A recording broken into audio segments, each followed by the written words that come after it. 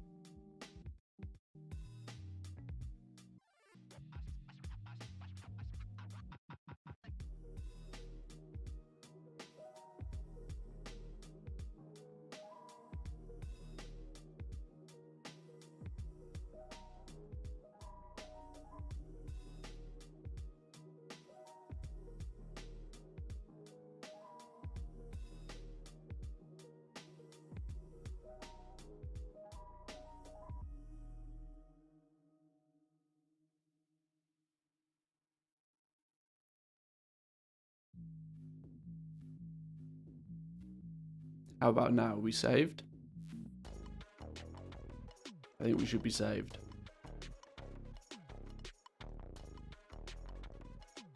Boom. Teething problems. Welcome to what happens when I take like three. What was it? 3 weeks? Have I not been streaming for 3 weeks? I don't know. It's been a while. Yeah. For some reason, my mic was I don't know. It hadn't selected an audio track to output on. No idea why. We'll get the... there'll be some teething problems today, for sure. For sure.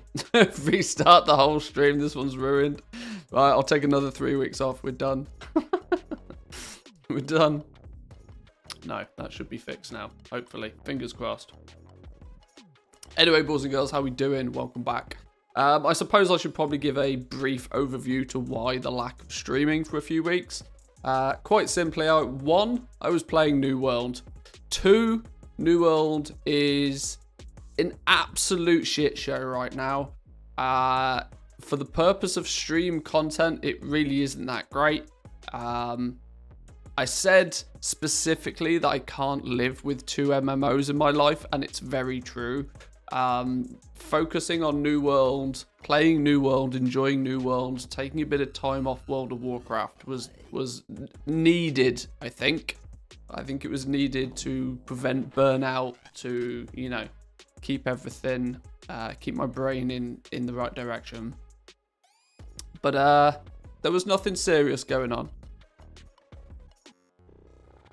No dramas, no issues. I just needed a little time off the stream. But we're back now. Because I missed you guys. It was weird getting up and not streaming, and even my wife said that the house sounded quiet. So people were doing funky stuff with HTML code in game. Oh dear God, there's like. I do my best to not pay that much attention to all of the bugs and exploits in New World at the moment, because the more you pay attention to it, the more it is likely to negatively affect your own opinion of the game. And I think when it comes to games of this nature, you should draw your own opinion on them. Relying on, you know, one person's experience to dictate then how your experience is with the game is not really that great. I'm still not even max level in New World, so it's I've still got a long way to go, probably before I even encounter all of the crazy stuff. But anyway, today there's a couple of things I want to do today. It's patch week. This is patch week for World of Warcraft. Patch 9.1.5 is out this week. It is time that we pay it some attention. It is time that we take a little bit of look, see what's going on. Let's get the game loaded up. We'll check our auctions while we do it. For those that remember, let's see if even I remember, on a buy the mount, oh God, maybe. We might buy the Putty Cat mount. We might get it. For those that remember, on a Monday, I usually go through the WoW economy report. I might have skipped a couple of weeks, although I think even Samadan skipped a week or so, considering he was on holiday himself. So the gold making scene has been very quiet recently. But on a Monday, we usually take a look at the WoW economy subreddit. Sorry, the Wowhead weekly economy report. I still, after 200 episodes, can't get that right. We'll take a little bit of a look at this later on in the stream, and I also want to have a read through the patch notes. I want to go through the patch notes in detail today, not solely gold-making-esque stuff, but in full detail so I understand what's going on and what's not going on with the patch. I've kept up to date, I think, with most of it. I've not done much PTR testing because there's not a lot to test by my recollection, but I want to get up to speed with the patch notes today, so then maybe I can put together a quick, you know, survival guide for gold makers before it comes out. It's Monday, the patch is going to come out tomorrow. Yeah, okay, I've not got long to do that if I want to do that. But we'll go through this. We'll also go through the patch notes in a little bit. I've had a brief flick through, but I want to take a look at it in detail. This is going to be a bit of a catch-up stream for me. But before we get too deep into the catch-up, we've got to get the basics out of the way. We've got to get our auctions listed. Even though I've been playing New World, I have been continuing to keep my auctions listed. Continuing to make gold, even on a very passive level. Some things have surprised me. Not doing a single cancel scan for nearly a month has proven to be an interesting experience. I log on, I post my auctions, and then I leave them, and when they expire and they end up in my mailbox again, I post them back on the auction house. Yet this has proven that every single realm in this game works very differently. For those that remember, Sylvanas, my home realm, is a much smaller realm than Toran Mill, the other realm that I play on.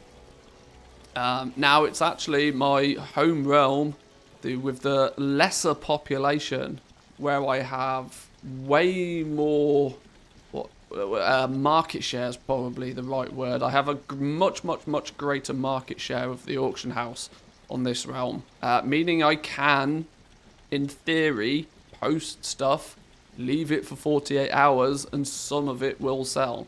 Nearly every day I've been logging on to like a couple 100,000 gold of legendary sales without doing anything, which has been very nice. But I can't say the same for the higher population realms. The high pop realms, the big boys out there are still plenty enough people playing that if you're not cancel scanning, you're not making gold. But yeah, the token price has been doing some weird things. 320,000 gold for the token price. That is actually crazy. My concern is I have no reason to believe it's going anywhere but up still. Because why would it? What possibly could bring the token price down? No idea. My home realm's also very small, and you can sell a legendary item maybe once a month. Or maybe that's unfortunately the other end of the scale, that when the servers do just get too small, if there's not anybody looking to buy anything on there, then you might have a slight problem, unfortunately. But Sylvanas is what I would consider my home realm. It's the realm I've played on for years, and it's what you would probably consider a high medium pop, if that makes sense. It's a high population server at, content release time. There's still a good few guilds on here that are somewhat relatively active. There's still a reasonable amount of players, but people are a lot more seasonal on this server. There's definitely not a huge amount of people that, devote their life to this game on this realm. But transferred with my main, but thinking to invest about €100 to transfer the infrastructure behind the main also. Yeah, that's entirely up to you. I mean, if you want to spend €100 on a game that not a huge amount of people are playing and it doesn't have great reputation at the moment, that is your call. I probably wouldn't, but I'm also in the position where I've not spent a single penny on this game since the token came out, because, you make enough gold, you don't have to. That's, so yeah, it's, could be a bit of a risk well, it's not really a risk, because, I mean, you do whatever you want with your money, but it's a lot of money to do that with. Honestly, though, you don't really need any more than 2 characters to do some really silly things. You don't like transferring multiple characters over. It's just, I mean, think about the fact that it's you can level a character to 50 in about 8 hours of gameplay. You could smash it out in a day if you wanted to, pretty easily. The speed of leveling nowadays it far outweigh, and it assuming that you have fun doing it, of course, but most of the time I can suffice. I can live pretty comfortably with just 2 characters on a single realm. That gives you 4 major profession slots, which is usually more than enough. Most people don't min-max even 1 profession, never mind 4, so. But let's get some stuff up on the auction house. I'll show you my TSM graph in a minute. It's quite interesting, considering that I've not actively played the game for a month yet.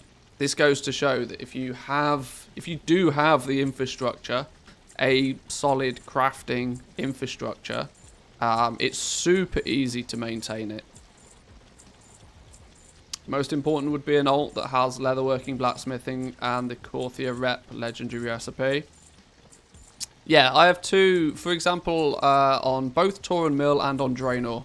I have 2 characters, one with leatherworking, blacksmithing, one with tailoring, and dual crafting, or some combination of the 2, and they just make legendaries. That's literally it. 2 characters, job done. But yeah, to show you, when you have that, let's just do the last month. When you have that infrastructure in place, I mean, in the time of playing New World, logging on, doing very little other than just posting stuff, I've still done 8.5 million gold in sales. I've still bought a bunch of stuff to restock legendaries. Probably once a week I would do a small restock. Probably on a... You can see when I've done the restocks actually. In the last month of playing New World, I've probably restocked like twice. And then just post day by day. And you can see there's days where I haven't actually done anything with it. But in October, we went from, let's call it 20 mil for ease of maths, up to nearly 24. So 3.5 million gold profit in the month of October. All this without actually really playing. This is just from, you know, posting, getting some sales here and there, doing a restock. You can see that the gold that we make by selling things, our restock then costs us roughly half of what we made in sales. So that means we're getting a good profit margin on what we sell. Spend a few days selling some things again, then do a restock, and now we're back up to selling a few things again.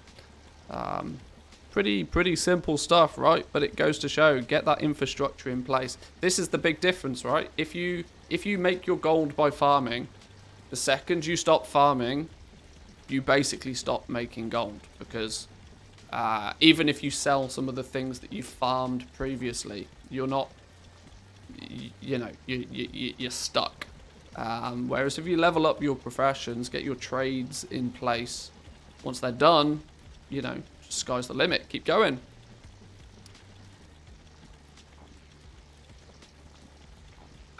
So we didn't do too badly without really putting in a huge amounts of effort. It's safe to say though that I'm not prepared for patch 9.1.5 at all. Genuinely not prepared at all. I have virtually no idea what's going on with it. Luckily, I don't think there's really much of anything that is going on, so, but we will explore in a little bit later. The question I have for you guys here is, are you even still playing World of Warcraft at the moment? And if so, what have you been up to? What have you been preparing for?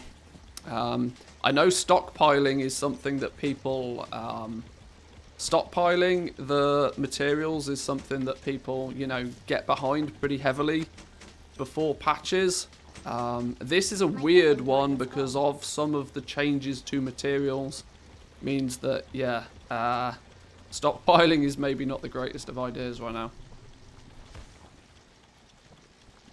Didn't Blizzard announce bulk character transfers? I would wait for that. They did say something about that, yeah. They said I read that somewhere. I can't quite remember exactly where, but they didn't give any information about what it was actually going to be. But I think they are trying to facilitate, you know, people to transfer multiple characters, which would be needed, right? The question is you know what it'll be, is they'll give you the ability to transfer 4 characters and it will cost you the same as transferring 3. Let's be fair here. Blizzard are not known to be that charitable. You'd almost be better off just waiting for like a sale. You know, like when character transfers are half price or something. But we'll have to see. Nope, haven't played in a month. Nope, back to BDO. Oh, okay, fair enough. I've also just been posting every few days whilst playing New World. I think that's what a lot of people are doing right now.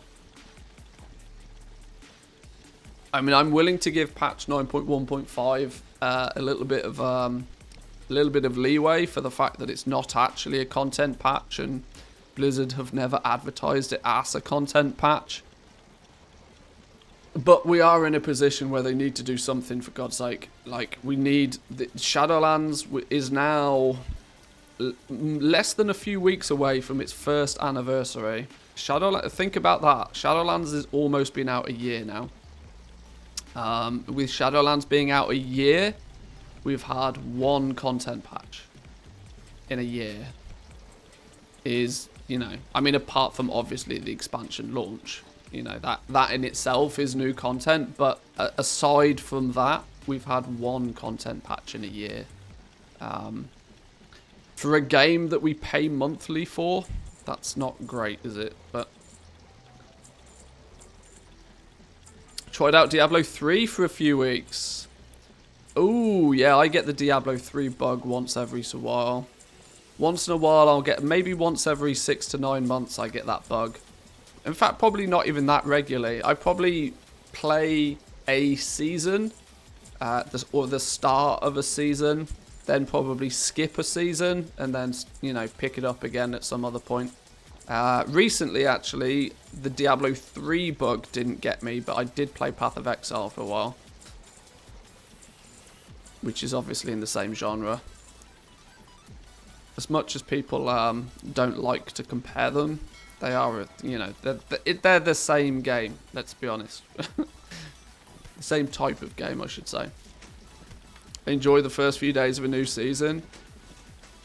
Yeah, me too. I like that initial kind of, you know, people trying to work out the meta a little bit, trying to work out which class and which build and which spec for pushing, and yeah, it's the same for me in WoW to a degree. I like the building of the systems. In gold terms, I like building that factory. I like leveling up the characters. I like progressing their professions. I like getting them to the point where they're, you know, good at what they do. But when it's just autopilot, I get bored very quickly. That brings me on to Seasons of Mastery. Is anybody going to be playing the? Is anybody going to be playing Classic again? Although it doesn't surprise me, it's like, really, Blizzard? You're trying to sell us Classic again? Oh, that's a hard sell at the moment when we've had one content patch in a year. It's funny though, you can definitely see that this is the Classic launch that Blizzard wanted to do the first time. You know, the hashtag some changes. What? No. I should know my audience, shouldn't I? Yeah, I think the fact that they're trying to sell us on Classic again, and their release, it comes out in like 2 weeks or something, doesn't it? Them trying to sell us Classic again feels weird. It's like, really?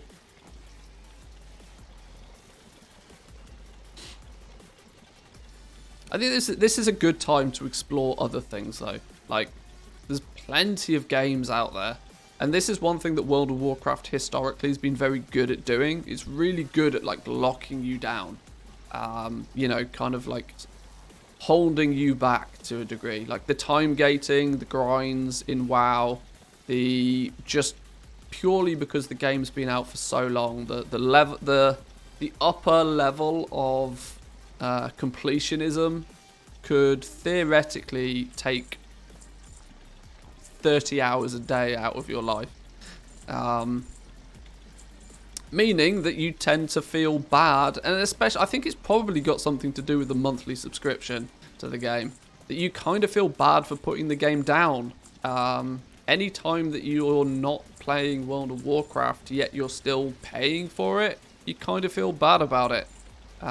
It's a psychological thing that I guess if you're enjoying playing it, then you don't mind. But when you're paying for a game that you're not necessarily enjoying, yet still feel that you should be playing, it's a weird pull on, you know, pull on the psychological heartstrings.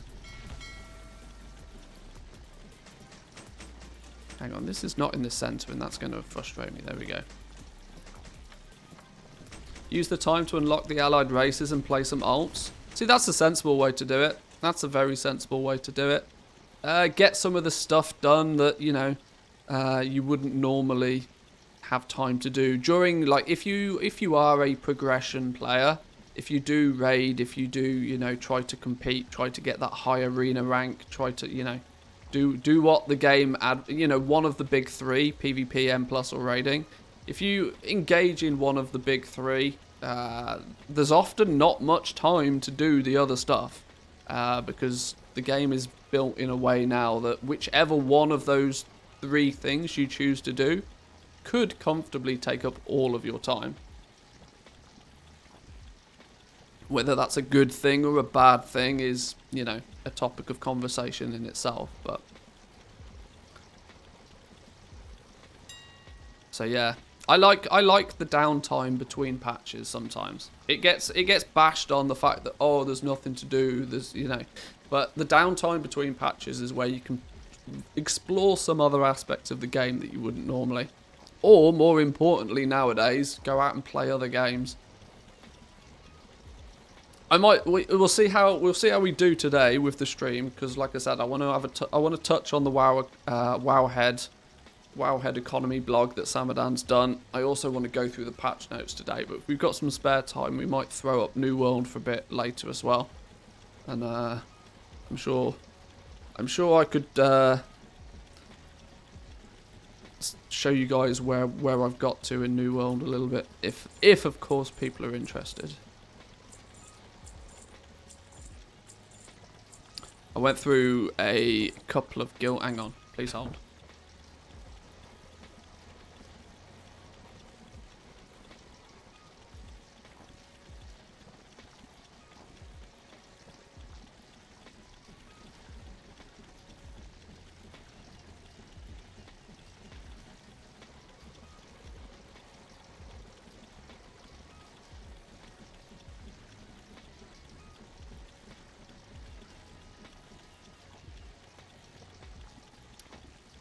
Yeah, what was I saying?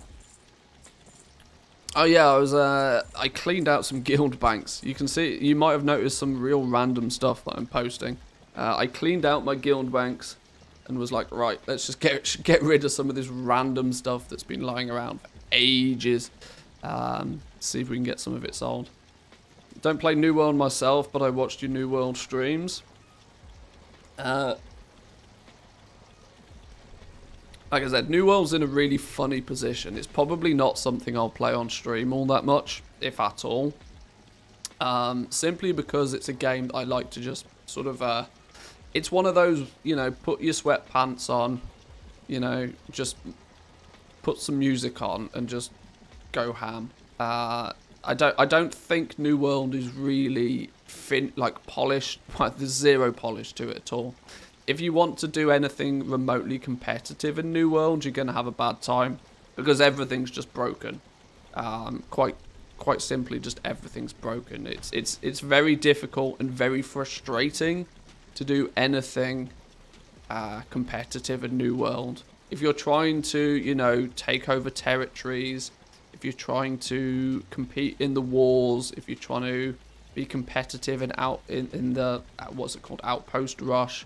If you're trying to do endgame PvP, you're going to have a bad time in New World at the moment because it's just broken. There's no other way to describe it. It's just totally broken. But if you know, play relatively solo, take your time, play around with the trade skills, that sort of stuff, there's fun to be had in New World, but it's not good stream content. I'm very aware it's not good stream content. And it's even not good YouTube content right now. As you may have noticed that I've even in the last week, I don't even think I did a single New World related video. The feedback on, interestingly, the New World videos did reasonably well on the channel. I was surprised that as many people watched them as they did. But it's also true to say that the community is a bit weird in New World at the moment. So we may stick closer to World of Warcraft for a while. Have we been selling anything super interesting, or is this literally just legendary stuff? Some real random Highborn Compendium of Storms. This is one of the things that I must have dug out of a guild bank from somewhere. Oh, hang on, Highborn Compendium of Storms. Wasn't this the broken trinket at the beginning of Shadowlands? Ah. What do you mean by weird? I don't know. In relation to what? I can't remember. I can't even remember what I said. What did I say was weird? Those compendiums is how I got my first million. Yeah, I seem to remember these were super OP broken. Oh, the New World community. Oh, well, it's a bit weird in terms of there's very, very clearly a huge amount of players of New World that have never either either they've never played an MMO, or they've never experienced the launch of a new MMO. But mainly because a huge amount of what could be very broadly generalized as the New World community right now expected the game to be 100% finished, per se. They expected the game to be complete, zero bugs. They expected it to be perfect out the doors. And there has not been an MMO in history that has ever been able to do that. Why? Because MMOs are ridiculously large projects for anybody.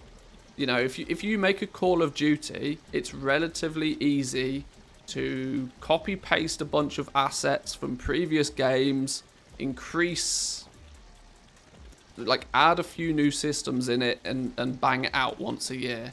An MMO is a project that takes most game developers many years to even get the foundations in place. Not a single MMO that has ever been released has ever been perfect out the doors. It's just not possible. There's just way too much of a game for that to even be possible. So, you know, the bugs, the exploits, the issues with the game. Sure, the game is definitely not as finished as it probably should be to actually be officially launched. But the community is very quickly getting incredibly toxic. People are, you know, they're calling it like the worst MMO launch in history, yet they paid $40 for it. There's no subscription. It's a very good offering for. I mean, there are full AAA games that get released in way worse of a state. Way worse of a state. Star Wars Old Republic was pretty decent on release, if my memory serves well. It was decent until you got towards Endgame, when it all fell apart very quickly. I remember Star Wars The Old Republic when it came out, that yes, the leveling was really quite good. The early days leveling was really good. But the further you pushed it, you got level cap. You then realised just how outrageously broken certain classes were. And on top of that, there was nothing to do when you hit level cap. Was Star Wars' issue. And New World is in the same position, right? New World is in the same position. The first 20, 30 levels of New World are wonderful. The starter zones, really quite good. Lots of quests. Admittedly, there's only 2 quests in the entire game, but, you know, for the first 30 levels, you don't realise that. There's variety, there's choice in how you level things up. The early game of New World is really good. The end game is dog do. The end game is dog do for the reason that A, it's just not been fleshed out. B, it was obviously never tested. It was quite clearly never tested based on just how broken things are. The end game zones feel half empty. Not empty from, you know, an aesthetic point of view. New World is a beautiful looking game. The zones are incredible. There's a real problem though that there's nothing to do in any of them. But because by the time you get into the 50+ levels in New World, you fully understand that there are town board missions where, you know, you're going to go somewhere and loot 5 chests and then bring something back. You're going to fish up a few things because it's the only way that they can persuade people to do fishing is to put it on town boards. And the faction missions are, once again, the exact same. Go somewhere, loot some chests, come back. The game's got its problems, but no different to any other MMO release.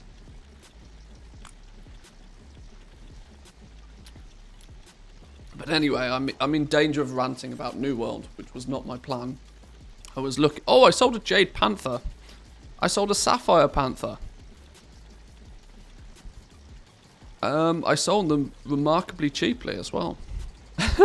23,000 gold. Isn't there? There's 20,000 gold worth of vendor mats in these. Oh dear. Oh dear. Save your ranting for Wowhead comments. Oh, that's true. That's true. Yeah. Yeah. I suppose if we take a look at the. Oh, it's number 200 this week, isn't it? The WoW economy report. Big milestone for Samadan. Yeah, I'm sure the comments will trigger me. We'll see. We'll see. We'll get to that in a little bit. Like most of the time, I like to let the stream be up for a little while before we dive into that. How we doing, Ginny? Welcome back. Good to see you. Oh, welcome me back. Yes, I've decided it was time. It was time. Mist Shroud Pants of the Fire Flash for 440 gold. Cool. A Blade of Misfortune. What in the world is a Blade of Misfortune? And why did I sell it for 18,000 gold? More importantly, why did somebody buy it for 18,000 gold?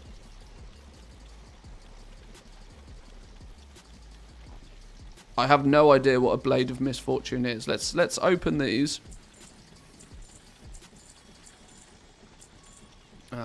Let's go /TSM ledger sales. It's not sales, is it? It's revenue.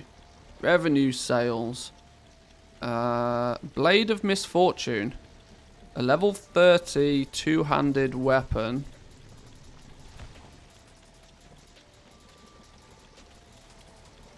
.01 sale rate. Did I sell it purely because I listed it cheap? Maybe I did. Oh! It's a big pink shiny sword. That's probably why. That might have something to do with it. Do you transmog now? No, this is me cleaning out my banks and just putting everything on the auction house and seeing what sells. Well, a big pink shiny sword. That goes to show. Okay, that's an interesting one. This only goes to prove a point for me. You know, if you put things on the auction house at a competitive price, guess what? They sell. I mean, region sale rate 0.01. Region average daily sold 0.01. That's because everybody is trying to post them for 50k. Throw it up there for 18,000 gold and somebody buys it. The question will be, though, is did somebody buy it? Robin. Did this person buy it to then only relist it? Should we see? Blade of Misfortune or something. Ah, see, the only other one on the auction house was 27,000 gold. So my next video, transmog sells? Fuck no. Absolutely hell no. There we go. Well, that's interesting. So somebody must have actually just bought it because they considered it cheap. And have probably had their eyes on it. Ah, cool. I'll take it.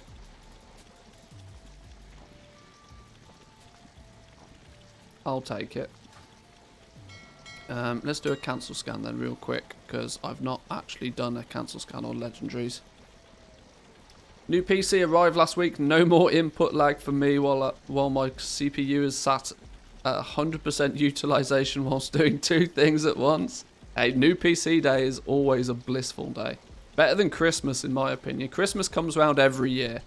Christmas comes around every year. Christmas is cool, but new PC day, oh, that's one up on new PC day. I had new graphics card day a couple of weeks ago. Not a full new PC, but a new graphics card.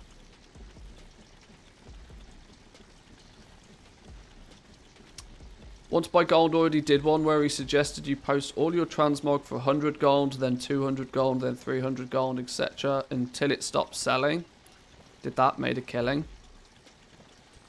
I've been working on getting my operations to, in essence, do the same, but the other way around. I'll post anything at the, the market rate, but I will very proactively chunk that number down until ultimately somebody buys it. I'm posting at market value is borderline useless when it comes to transmog, in my opinion. I actually tweaked. I have just one operation for anything world drop related. Where is it?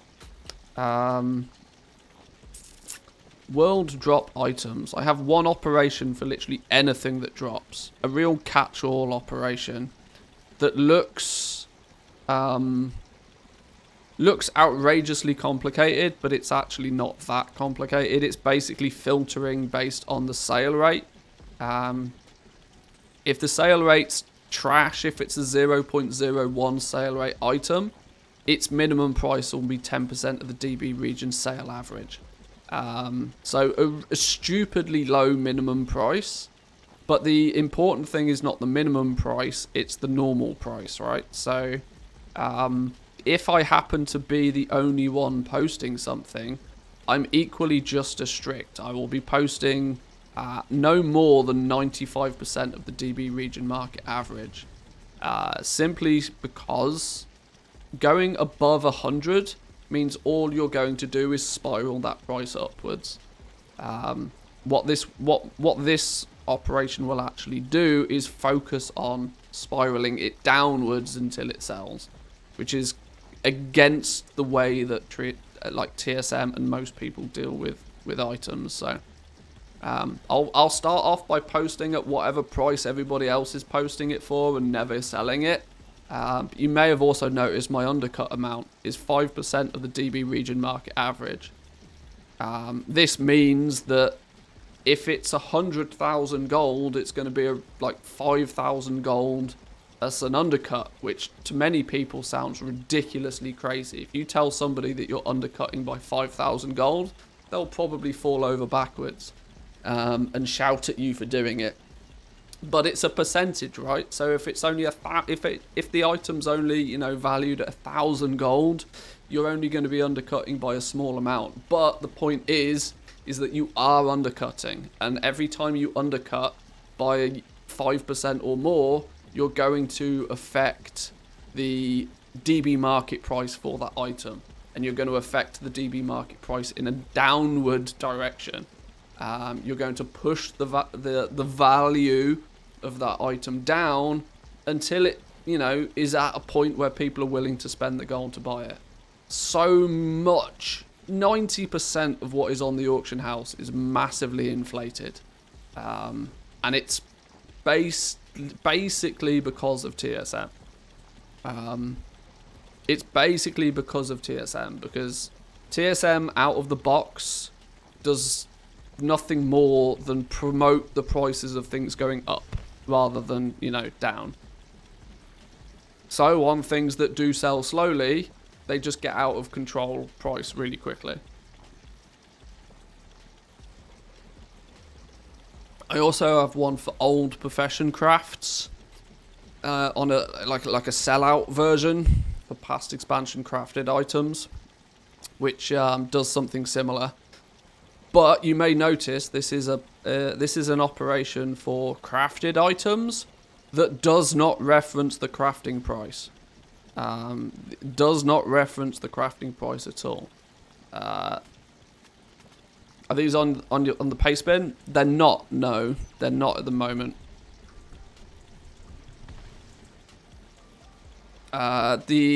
Because my public profile, my public TSM stuff doesn't include world drop items, although I might do a separate something for this. Because for me, this is just a catch-all. But yeah, I have one for crafted profession items as well that deliberately does not reference the crafting price of something. Because I've also come to notice that on past expansion stuff, the crafting price as a value is really volatile, and it's super volatile because it's super easy for one material. A past expansion item might need 5 materials to craft it, It only takes one of those 5 materials to be outrageously inflated in value for the entire crafting price to be entirely inflated in value.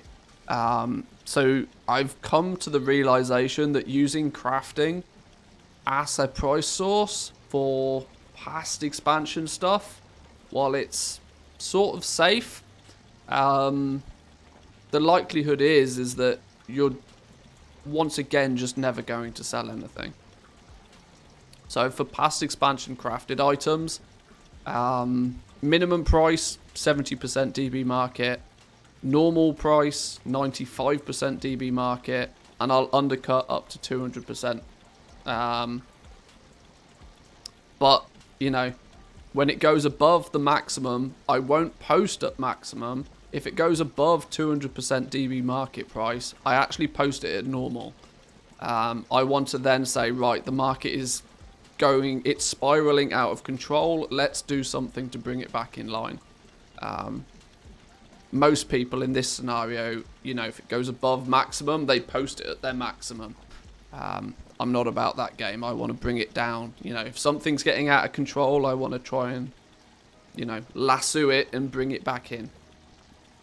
All of this is designed to focus on actually selling stuff, not crafting stuff and then listing it forever and a day. I'd like to see them and then steal them. Yeah, for Patreons, I'll probably make these available in some way, shape or form. Anything with an M next to it is usually something that's publicly available. I say publicly available. To Patreons primarily. But yeah, this is something I've started doing a lot more. There's even from high up with, you know, with trade school math, I see Gumdrops saying this a lot, that there's never any reason to undercut. And while I see sense in that, if it's a current expansion item and it's actually proven to sell at a reasonable pace, I see that being the case. But there are definitely places in the game and in the auction house game and in the goal making scene where undercutting can be of value. So I've started to do things like this a lot more. I think I did I do a cancel scan and not post everything again? Yep. Wow. First day back to streaming and I'm still already back to my same mistakes.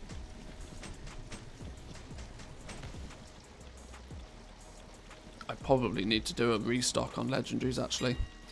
Been a while.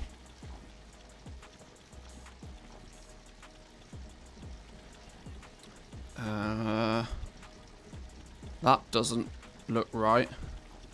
Do I not have a single rank 3 legendary anymore? Have I managed to sell all of my rank 3 legendaries? Wow. I'd be happy if that's the case. These rank 1s and rank 2s, I might just delete them. I genuinely might just delete them.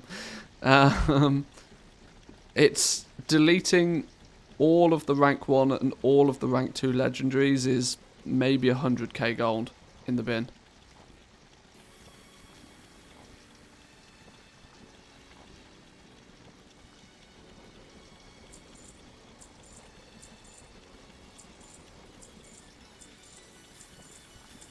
Have I not got a whole bunch of them in either my bank or guild bank though? What have we got going on over here?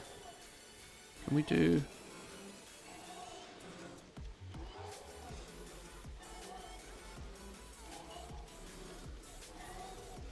Does item level search not work in LVI? No, it doesn't appear as if it does. Although it works for these, it works to highlight the item level of these, but the 230, it doesn't highlight them for some reason. Alright, sure.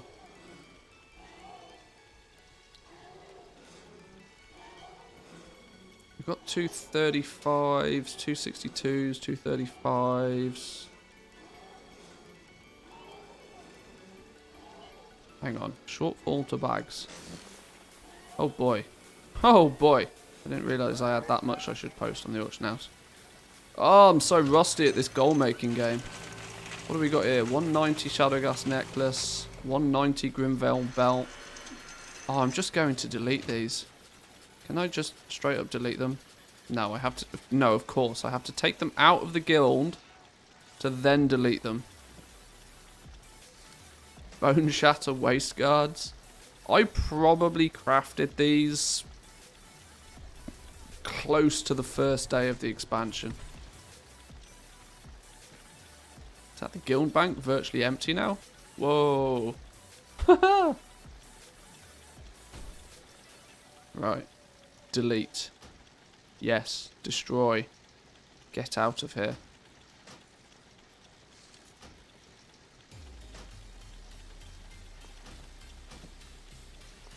Rank 1s, 2s and 3s. See you later. Can I do a...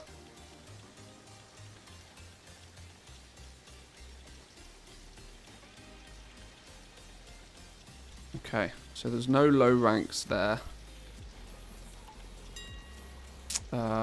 There's probably not an easy way for me to... Oh, here we go. Rank 1 sellout, rank 2 sellout, rank 1, rank 1. Let's just cancel these off. I might just get rid of these at this point. I so could not be doing with even trying to sell these. Ah, it doesn't harm. It's not harming anybody. There's actually not that many of them if I look at it. 19 rank 1s, 15 rank 2s. That's really not that many.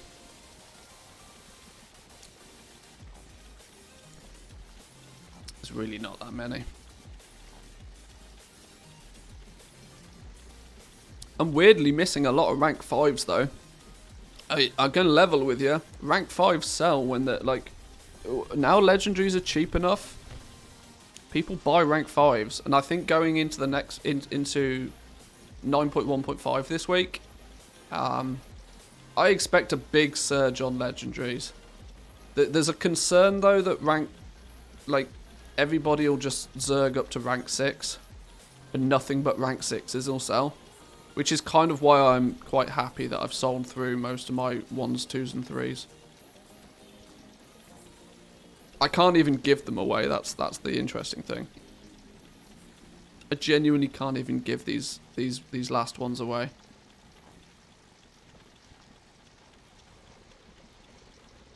It's interesting to see though, jewel crafting. Every single jewel crafting one is profitable. Oh boy.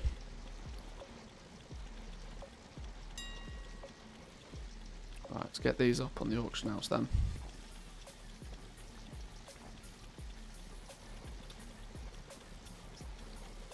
Right, we'll get these up there, and I think it's about time for the Wowhead economy report. I've not really looked through it this week. I loaded it up, but I've not had a read through it. I was busy yesterday evening, so I didn't get a chance to. Did Samadan stream it live yesterday? I'm assuming he did.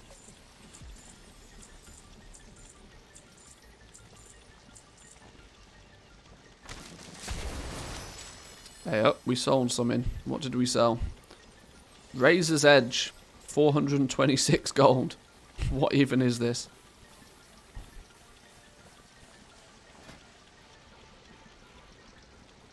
It's a really crappy low resolution axe. One-handed axe. Requires level 48. I mean, sure. I guess somebody bought it for their collection. See, this is the thing, right? Look at the market values on these. Market value 32,000 gold. No. No. It's just not. Why would this be worth 32,000 gold? It just wouldn't be. Regional market average value 5,000. Regional sale average 532 gold. I sold mine for 426 gold. That's probably closer to its actual value. See, for 500 gold... Somebody will probably buy it for their alt. You know, Oh no, because it requires level 48. Oh no, that's because it's... the tooltip is, you know, adjusted for my character. It's item level 14. That means this is, you know, a low level twink item. But somebody, you know, doesn't have... Somebody leveling a new character doesn't have heirlooms, maybe. They'd pay 500 gold for that. Sure.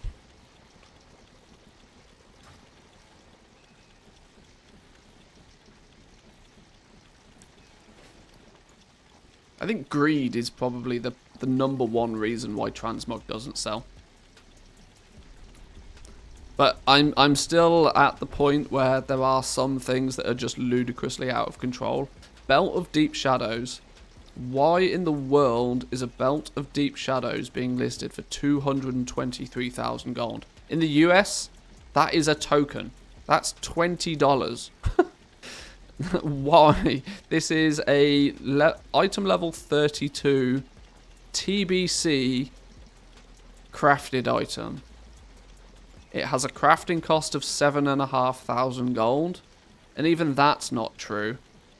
It's only because apparently 10... See, this is another good example, right? Using crafting cost on old stuff is not reliable anymore.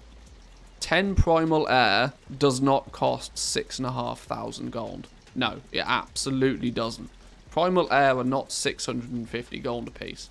They're only 650 gold a piece when a YouTuber makes a video about them. Primal Air are not 650 gold a piece. Nobody in their right mind is paying that for Primal Air. And so because that one item, for some reason, has got hyperinflated in value, it's put the crafting cost at 7,000 gold. Now, actually, when you look at that, the regional sale average, 16,200 gold, is probably what I'd expect somebody to actually buy these for. Maybe, possibly. Even then, it's a push.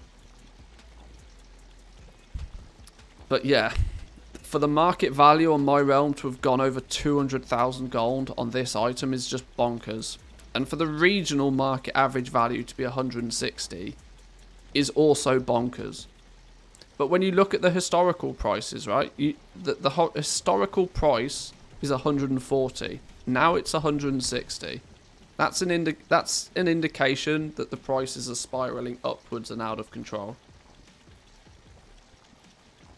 So I need to do something to push the price of these back down.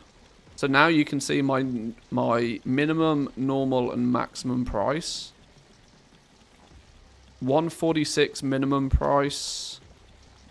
200 normal. So if I end up being... yeah, even my operations are still a bit funky because I'm not going to undercut. But I'm going to undercut by 5% market value. 5% of 210 is like 10,000. I'm going to undercut 10k every time on these at the moment. So it won't take me more than a few days, a couple of weeks of relisting this for the price to get pushed down. Back to something sensible. Hopefully to then the point where it'll actually sell. Yeah, there's some ludicrously priced things at the moment. Blade Shadow Legs. Cataclysm Crafted Pants. 4k to make. Why are they being listed for 130? Madness. Actually madness. Region sale average on these, 14,000 gold. Yeah, there you go.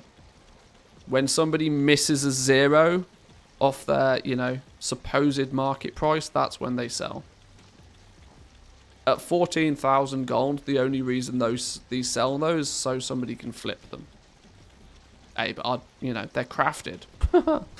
I'll resell them all day long. 113,000 gold for Blessed Cenarian boots. No! Oh, transmog is so out of control. Actually bonk. Regional sale average, 55,000 gold. That is an incredibly high regional sale average. That is incredibly high for a regional sale average.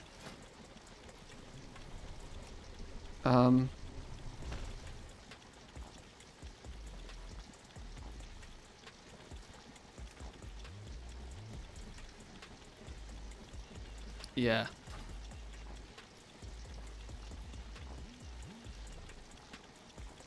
You can't see boots on a Mechanome? Yeah, I know. That doesn't help, does it? Where's Wowhead when I need it? What are these things called? Blessed. Cenarian. Blessed Cenarian boots. Do these things even look any good? No, they look hideous. They're just absolute trash.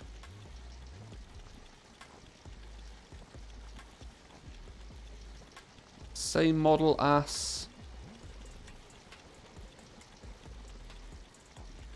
Not to mention, they're not even a unique appearance. Why do they sell for? Why do they have a sale average of 50k? That's mental. Taught by Blessed Cenarian boots. A leatherworking pattern. You buy it from a vendor in Icecrown Citadel. You buy it for 1 primordial Saronite. It's not even a rare pattern.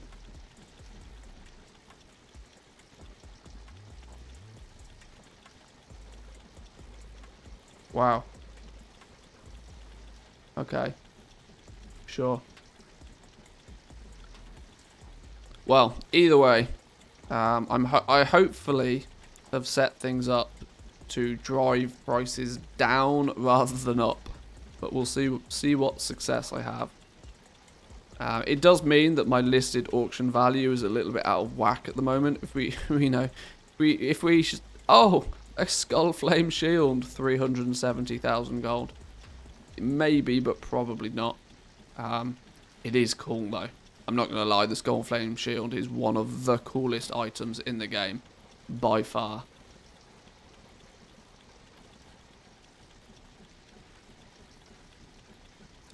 Still not worth 370,000 gold though. Regional sale average of 120. I'd take 120 for this. It's half a token if I get it for 120. Dragonfire gloves. Oh, haha, Mechanome problems. But yeah, there's a bunch of stuff here that just should not be this price. Just genuinely should not be this price. But we'll see how we do over the next few weeks of posting it. Should we take a look at the Wowhead economy report? I think it's time. I think it's about time. I'm intrigued. This one. Boom. Now, normally I look at this and record it for the basis of a YouTube video, but I'm not going to do that this stream because it's the first stream back. I'll go through it like a normal human being. If I decide to put it on YouTube, we'll see. But I had to make a human to send all my transmog to avoid issues. Yeah, I'd. There are add-ons you can use that, you know. I can't remember what it's called. There's one that you just hover over an item, it shows you it in a preview window. But anyway, let's take a look at this then. Wowhead economy weekly wrap up number 200. We finally got there. There was a point a couple of weeks ago where I didn't think we'd make it. I think Samadan even missed episode 100 or version 199, I think. But we'll see. So, for those that are not aware, Samadan puts this little report up on Wowhead once a week. He's now been doing it for 100 editions. So a bit of a milestone.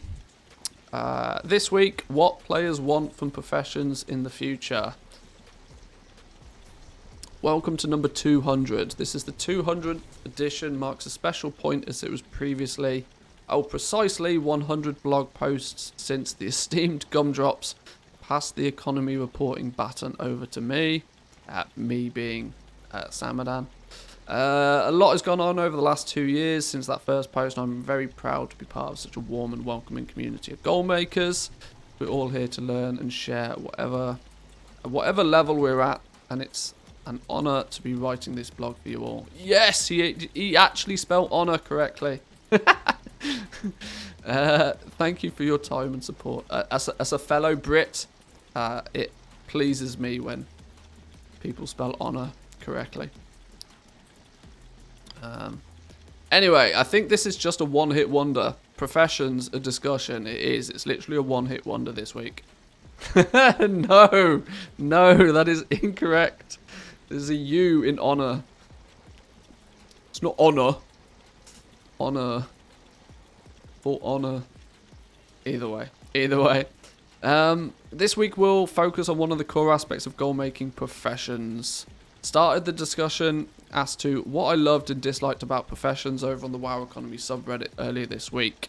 Yeah, this all started because, the reason this probably won't end up on YouTube is because I actually did a video about this already, and don't really want to be doing the same, two concurrent videos shouldn't probably be about the same thing, but I had a sneaky feeling that this was going to be Samadan's focus for the report this week. So, but yes, there was basically there's a game designer profession job listing for Blizzard, and this caught the attention of a few people, and it goes to show that they're looking to actually improve professions in WoW. Thank God. Simply because professions are a little bit in the mud at the moment. But integrate professions as an organic part of the world, from placing resource nodes to creating flavorful names that enhance and reinforce the game's story. When these people make job descriptions, I don't think they put too much time and effort into writing the job description. Integrate professions as an organic part of the world. Sure, great, excellent. From placing resource nodes, oh wow, that sounds interesting, to creating flavorful names. Oh, okay. Is this the like, whoever wrote this job listing obviously doesn't have much care for professions themselves. If they think two things that's important to professions is the placement of resource nodes and the flavorful names that go by them. Alright, sure. Hopefully whoever gets this job will be doing more than just placing resource nodes. But anyway, isn't that what they promised us with Shadowlands before launch? Lots of things were promised. Must place nodes so they are hidden inside rocks or mountains or spawn mid-air. Yeah, exactly. I'm almost certain that there's some sort of algorithm that places them in the first place. Never mind a human going along. If a human had any input to the placement of the nodes, they probably wouldn't do it the way that they've been done. So, I'd love to get 40 to 50k to just place nodes in mid-air. I would imagine the job position pays significantly more than 40 to 50k. Although it is only an associate position, it's not... I don't know. It's probably a reasonably well-paid job. Either way, yes, you probably get a nice sizable salary for placing nodes somewhere. But anyway, Blizzard are hiring somebody to look at professions and make them better. Better is definitely the right direction, I think. Samadan goes on to say that this got me thinking about professions, what I love, what I hate, and how they could be improved. I wanted to share them with you and open the floor for more suggestions and ideas. So why have professions in the first place? Professions are there to encourage positive player interaction. You have those that like to go out and gather the raw materials, then they sell those to professional crafters who take the raw materials and turn them into something of greater value for other players. These could be useful, cosmetic, or simply fun. It's an exchange of time and or skill for money. Each gets something out of the interaction and all benefit. At a philosophical level, that's a good position for professions to be in. The concern is that that's not achieved even in the slightest at the moment. Mainly because people's perception of value is so wildly different nowadays, I think. The value that is attached to cosmetics is so people either consider the cosmetics to have zero value, or it's all they care about. There seems to be very little in the middle. You never hear about, you know, a casual transmogger. No. Somebody either doesn't give a about transmog and have not transmogged a single item of their gear on any character ever. This guy. Or you have people that spend hours, days, weeks of their life farming transmog to get their characters to look the exact way that they want them. There's very rarely a middle ground for this, which is why the value of, you know, if professions are creating purely cosmetic items, they are super valuable to some and just a waste of time to others. I'm a casual transmogger. I just use whatever the appearance the item has. But that falls into the side of I'm that guy that's never used the transmog vendor. Yeah, you and me both. I could not give a... I don't have a single care in the world to what my character looks like in the game. Mainly because I'm usually zoomed out so far that I can barely see my own character anyway.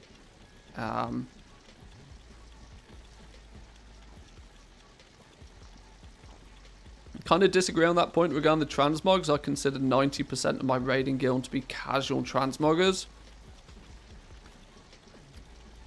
Maybe. I mean, like I said, it depends where you sit on the scale. But I tend to find that there's let's meet in the middle and say that there's at least a very wide difference in the demographics of people when it comes to transmog, which means that the value given to purely cosmetic items is very, very different. Items having intrinsic value that actually some use to them are much easier to attach a value to, and so, you know, hence the profession items that are useful tend to have a much more steady value. We're talking, you know, potions, enchants, you know, gems, stuff that actually gives a perceivable benefit or use to the character. Or simply fun. This is an aspect that I don't think is engineering in theory is the simply fun profession, right?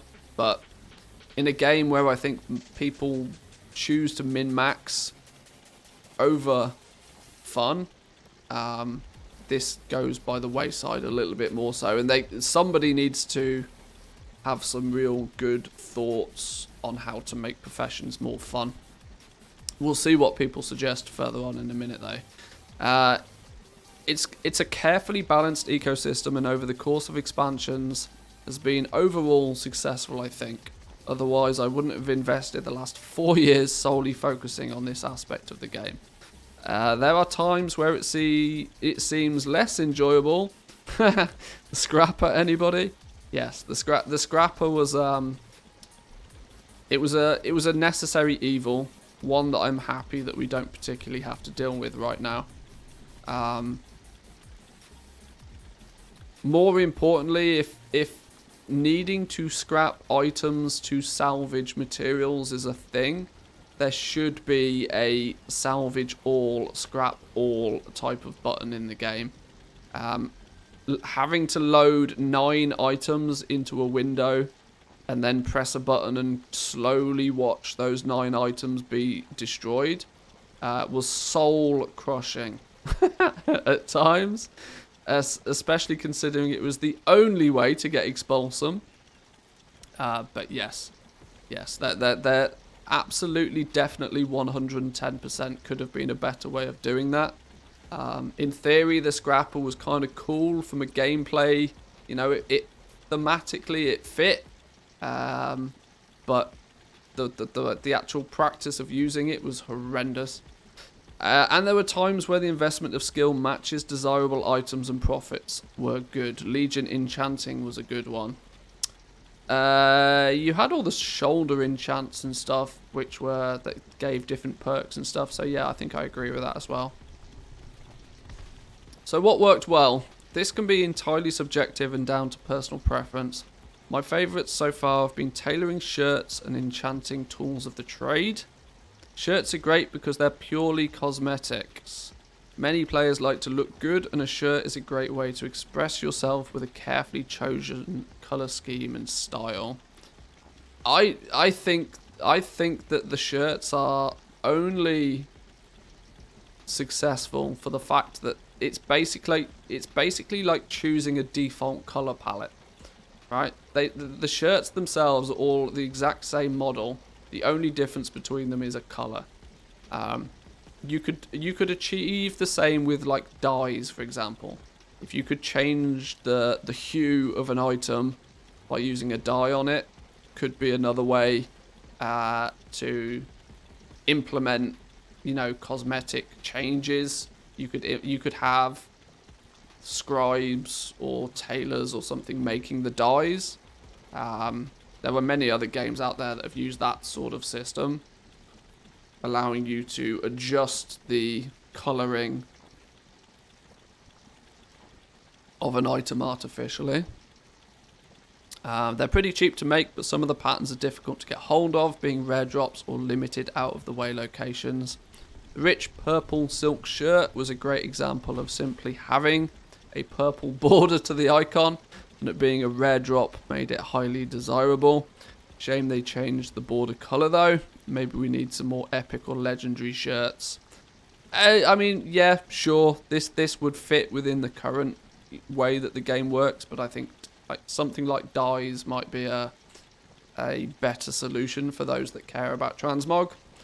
You can buy a dye off the auction house that will slightly change the colour of any item that you slap it on. Easy to code. Nice solution overall.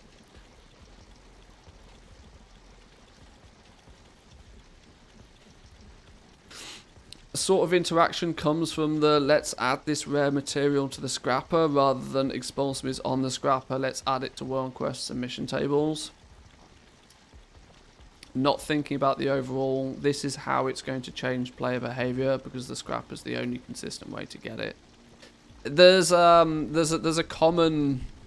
This is not just with the professions. This is with many of the systems in World of Warcraft. You can very clearly see that they've been designed and created by developers for developers, rather than by developers for gamers. A lot of the systems appear to me to often be like a portfolio piece for some developers' CV, to say that this is a system that I created, it was intricate, it did this, it did X, Y, and Z, rather than it being, we created this system to achieve this type of gameplay,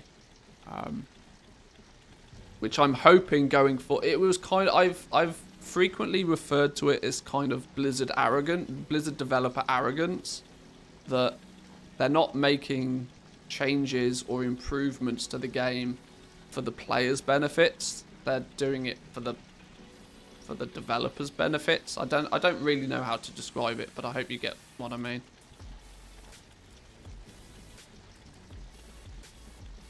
Rich purple shirt is about changing the border in the character pane. The colour of the shirt is small potatoes compared to the one item in your character pane.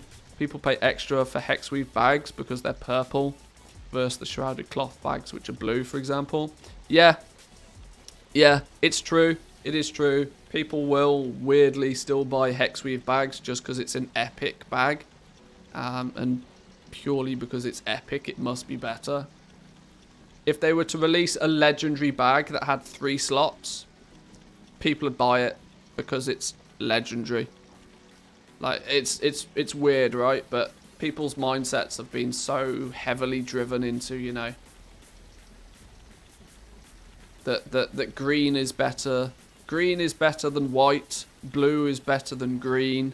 Legendary penny pouch. Exactly. That's what we need. Legendary penny pouch. 1 slot bag. Legendary. 20,000 gold from a vendor.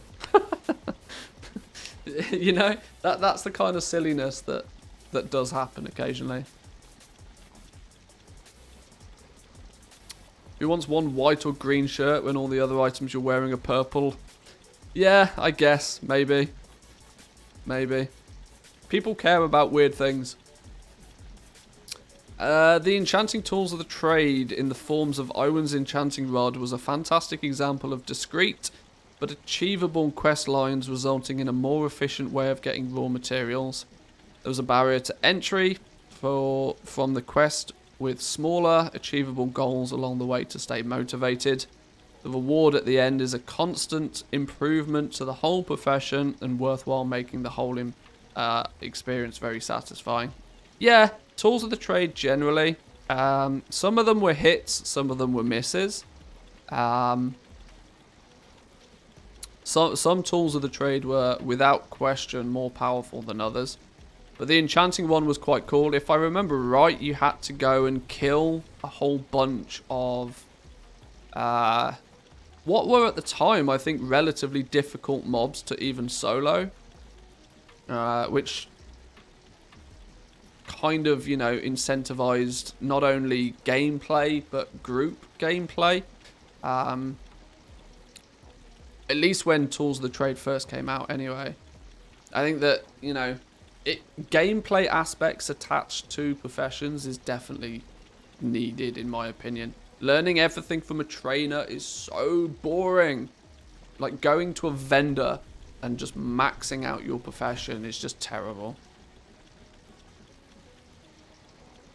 Wouldn't give too much attention to the number 90%. My point is that the vast majority of my guild care enough about transmogs that they will try to make it look good.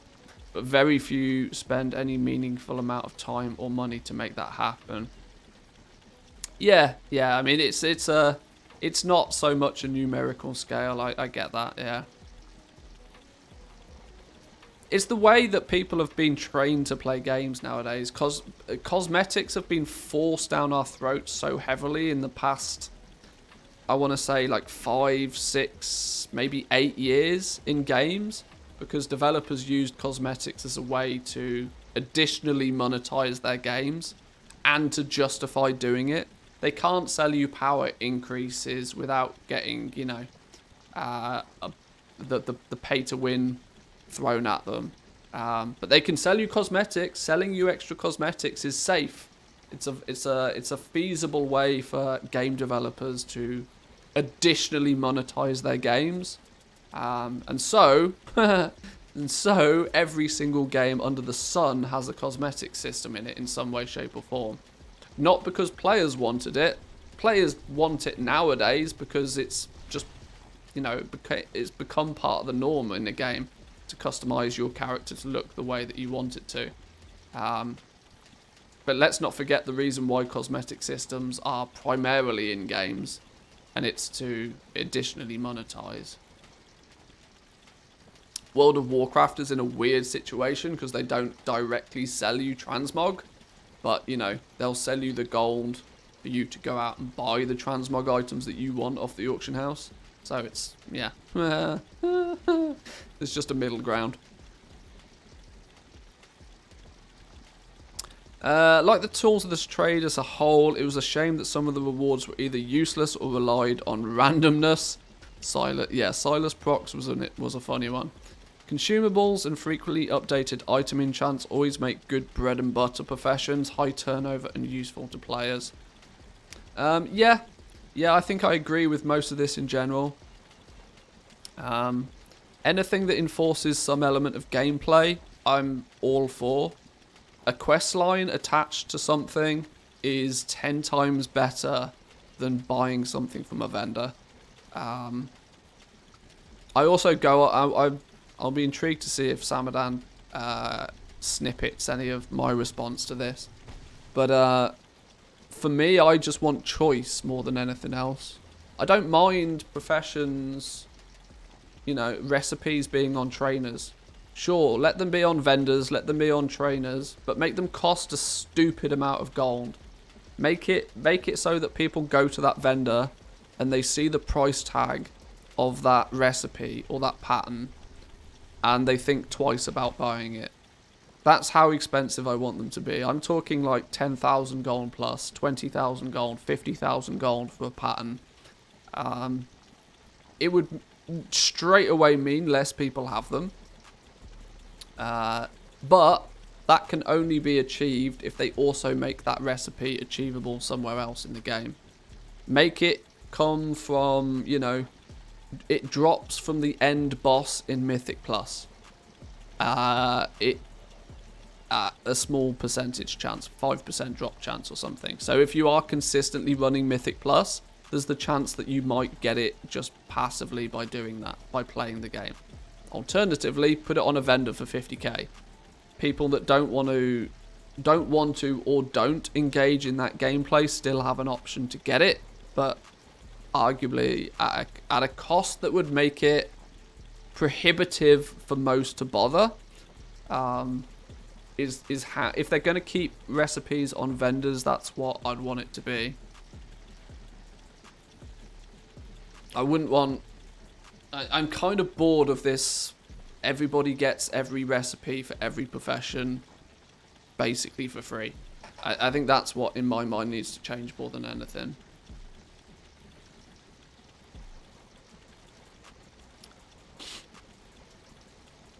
I'm more of the kind of liking recipes to drop in raids or outdoors. Yeah. I mean, like I said, I'm happy for both ways to be. Like, I see no reason why you couldn't, there shouldn't be choice, so.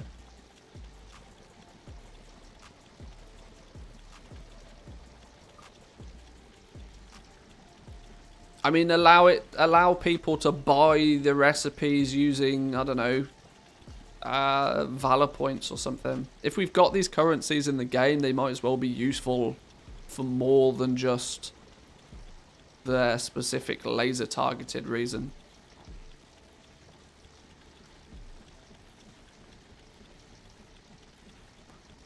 Not that I disagree, but we got here because people complained about not liking that system. Yeah, people don't like recipes. The difference is people don't mind if something drops from a raid boss. What people mind is if the only way to get that item is from that raid boss. That's what it wasn't the fact. It wasn't the location of the recipe that was the problem. It was the exclusivity of that recipe that people didn't like. If there was choice, if something drops from Mythic Plus or from a raid, but you can also get it from a vendor, or you can grind a reputation and get it as a reputation reward, choice. You play the game the way that you play the game, and sure, you don't necessarily need to balance everything. It might be 50,000 gold to buy this new recipe from a vendor, or you know, you could go and kill that mythic boss in the raid. You know, some people will say that, well, I'll just go kill that mythic boss in the raid because I'm part of a guild that is doing that anyway. Others will say, well, I make gold all day, I'll just pay 50,000 gold for it, you know? Choice. Boom. Choice.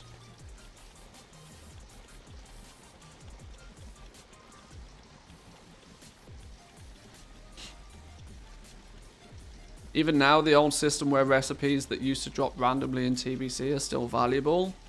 Yeah, weirdly, the recipes are almost more valuable than the crafted items. People want the recipe just to say that they, you know, from the completionist point of view.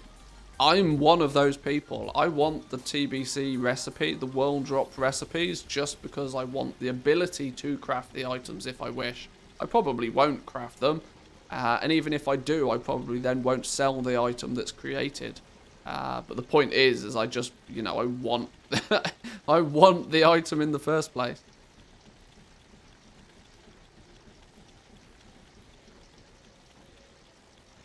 there's choice, people won't complain even if the recipe's 50k. Yeah, exactly. It's a real simple solution. Just, you know, let people pick things up in the way that they like to play the game.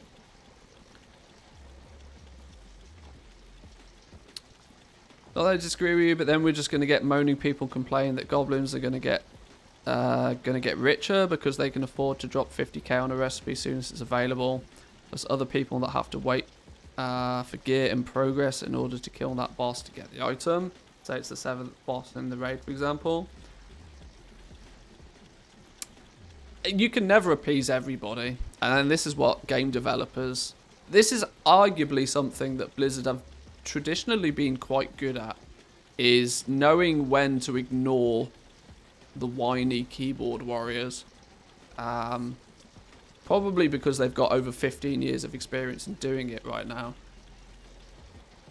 That Blizzard kind of know... I mean, not so much in recent times, but historically speaking, Blizzard have usually known when to listen to the player base and when not to. But it's...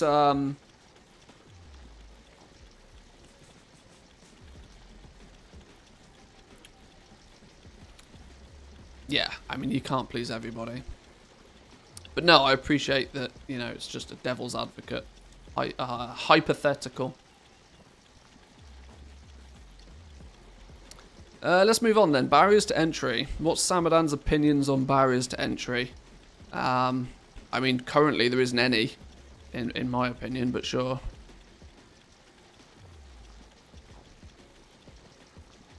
There's a difference between putting a recipe at 2% and 20%. That's true.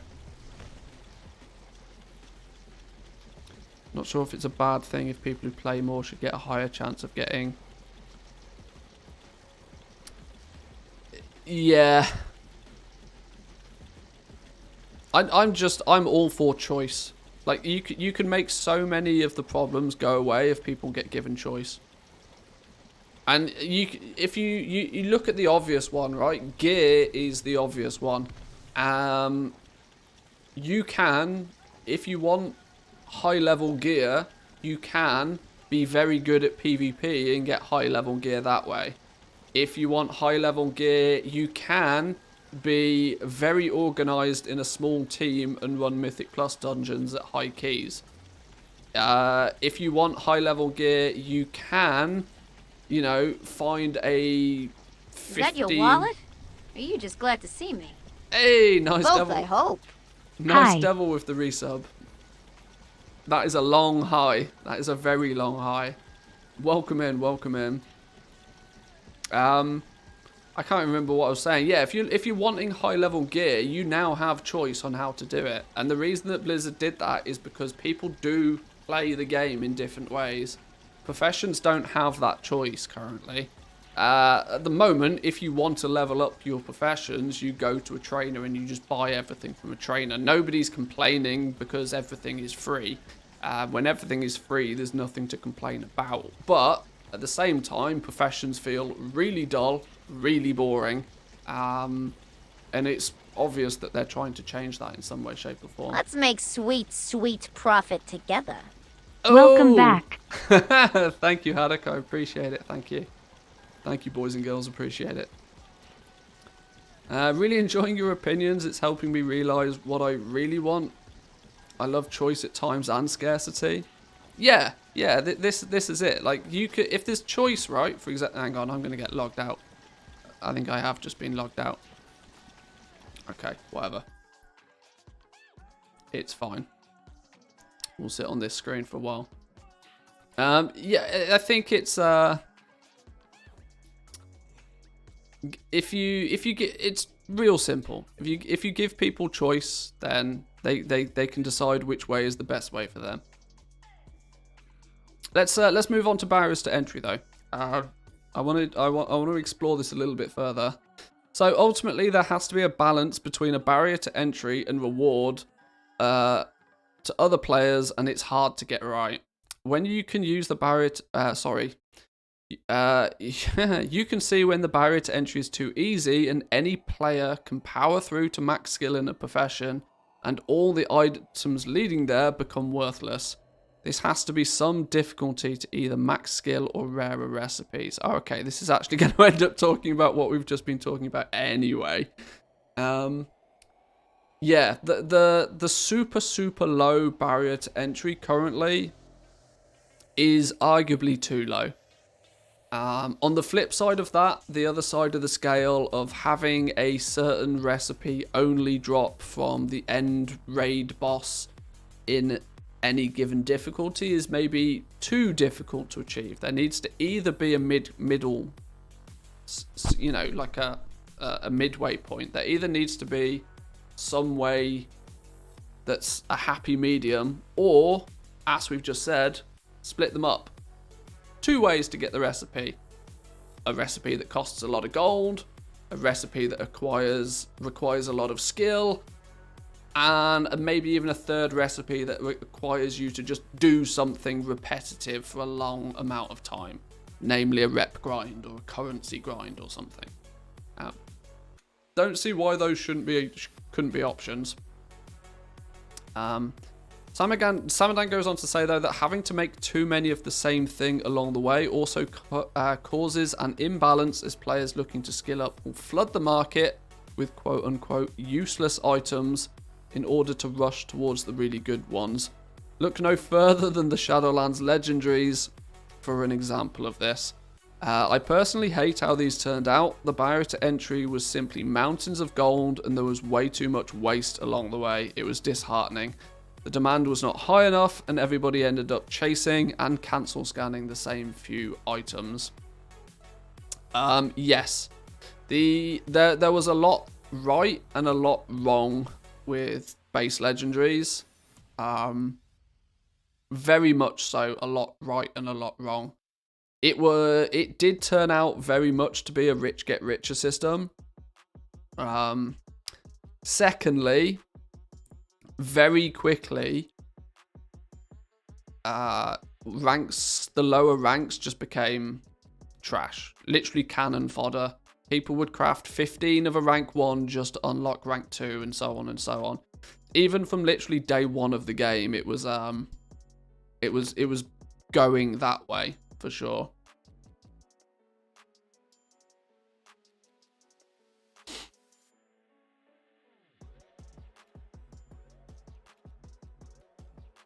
If I want to play the game a lot, I should be rewarded by that. Maybe not in a linear fashion, but having time gates everywhere is a problem.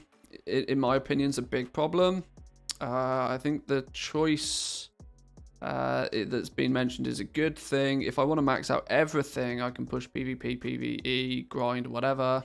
If I only want to play PvE, I still have a chance. Yeah, I mean, it's true to say those that put the most effort in should get the most out of it. This is also why Blizzard are pretty good at sifting through the trash when it comes to feedback. Because a lot of the feedback is based on the opinion that they pay the same amount to play the game, so that they should get the same amount out of the game regardless to how much they play the game. This is more of an issue with the fact that the game has a monthly subscription than anything else. There are many people out there that feel that they should achieve the same things by playing 3 hours a month as somebody else that plays 200 hours a month. And in reality, that's just never going to happen. But the reason they feel that way is because they are, at a fundamental level, paying the exact same amount to play the game. You pay for an allotted time, a monthly subscription. So it's a mindset that is being put in place by Blizzard themselves by charging monthly for the game, and it's always been there. It's not a problem. It's not an issue that's new to the game. It's literally always been there. And it's a difficult thing for them to overcome, and that is why time gates are so heavily used right now. They time gate the living crap out of everything as a way to slow people down. You can play the game for 200 hours a week if you want. And there's not 200 hours in a week, but you know what I mean. You can play the game 12 hours a day if you wish, but the problem is after those first 3 hours, you're basically hitting very heavy diminishing returns on your effort. And that's what these time gates do. Alternatively, you just do the same thing again on another character. There are if you multi-box. Well, that's true. There's an unlimited amount of hours if you multi-box, but the issue is that the reason the time gates are there is to make it so that, you know, the people that play for a couple of hours in the evening feel as if they're achieving something at least remotely similar to those that are able to play 12 hours a day. But I'm all for just letting people do ridiculous amounts of things if they want. New World, for example, is kind of good in that regard, that there's basically no time gates in New World at all. If you want to play the game 23 hours a day and sleep for 1 hour a day, you can do, and you will hit level 60 and you'll hit 600 watermark and you'll cap all of your professions and then you will be done. I think that this is the realization that Blizzard probably needs to come to, is that they should allow you to be done. Whether you choose to play 3 hours a day or whether you choose to play 12 hours a day, there should come to a point where you are done. You complete something. Whether you have got your best in slot gear. If you choose to zerg your ass off and get your best in slot gear in 3 days, then you should get your best in slot gear and be done. And it should be very obvious to you that you are done. Go away, do something else. Take a break. You know, go on a walk. Take the dog out, for Christ's sake. But Blizzard always try and make that little carrot on the stick, even those players, which is a bit of a problem.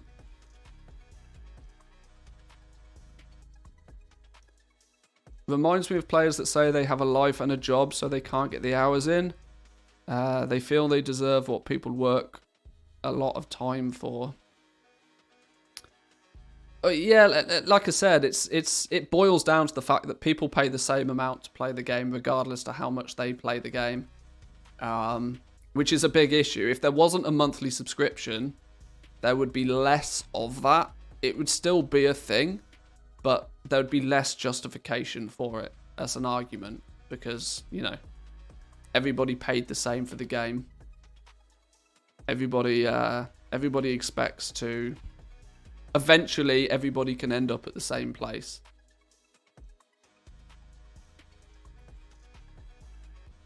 If you let people finish the content of the patch in 2 weeks, weeks 4, there's no real high player engagement. Oh, players in game, high level players in game. Well, yeah, but if you design your game with that in mind, it's not a problem. If you design your game in a way that incentivizes those high level players to, you know, engage with lower level players in some way, shape or form, then, you know, if you do choose to zerg it, you still have something to do that can be some. It's difficult. It's difficult, but I think the way that games work nowadays is they have to assume that players will play their games 24 hours a day until they've completed them. And if they want to do that, you can't stop them from doing that.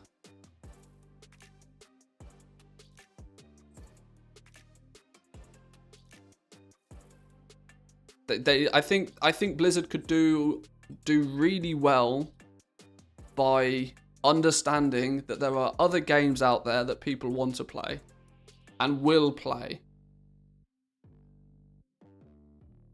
If they make some really good, really fun, really engaging content that is going to last people, even the most hardcore of people, a couple of weeks, let those people go mad and complete that content in a couple of weeks, whereas your average player will achieve the same thing in 3 months, that should be fine. That should be considered acceptable. Because the people that are zerging through it are probably so heavily meta-slaved that they will probably be playing another game very quickly anyway.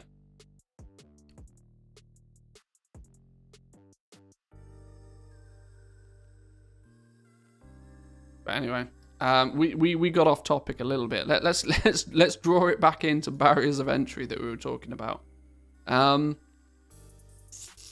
When a barrier to entry is a super rare drop, then it can also be frustrating yet enticing. Look at the High Society top hat. A unique looking item, but very hard to get hold of the recipe. Similar with the Felsteel Longblade and others like this. I'm not necessarily against these, but I prefer a system where you can make small, steady progress towards an end goal. The Profession Quest and Legion, I think, were a good example, as is the Crafter's Marks 3 with the Death's Advanced Reputation. It felt like you were making progress and had small rewards along the way.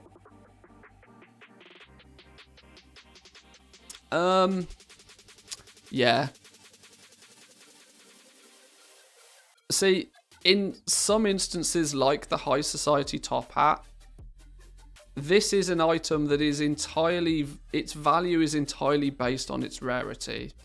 Imagine a situation where the High Society top hat, the recipe was you just got it from a vendor whilst leveling. Now, how do you think that would affect the value of the High Society top hat? A unique looking item, still. It doesn't change the appearance of the item.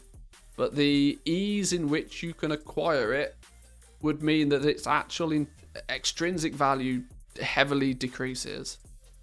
So in some scenarios, having something be really, really rare is kind of cool. You don't need... While I think that having choice of getting recipes would be a good thing overall, it's fine in some cases if it's not the way, but... And on this episode of Derailing Mantheus, yeah, I get sidetracked really quickly.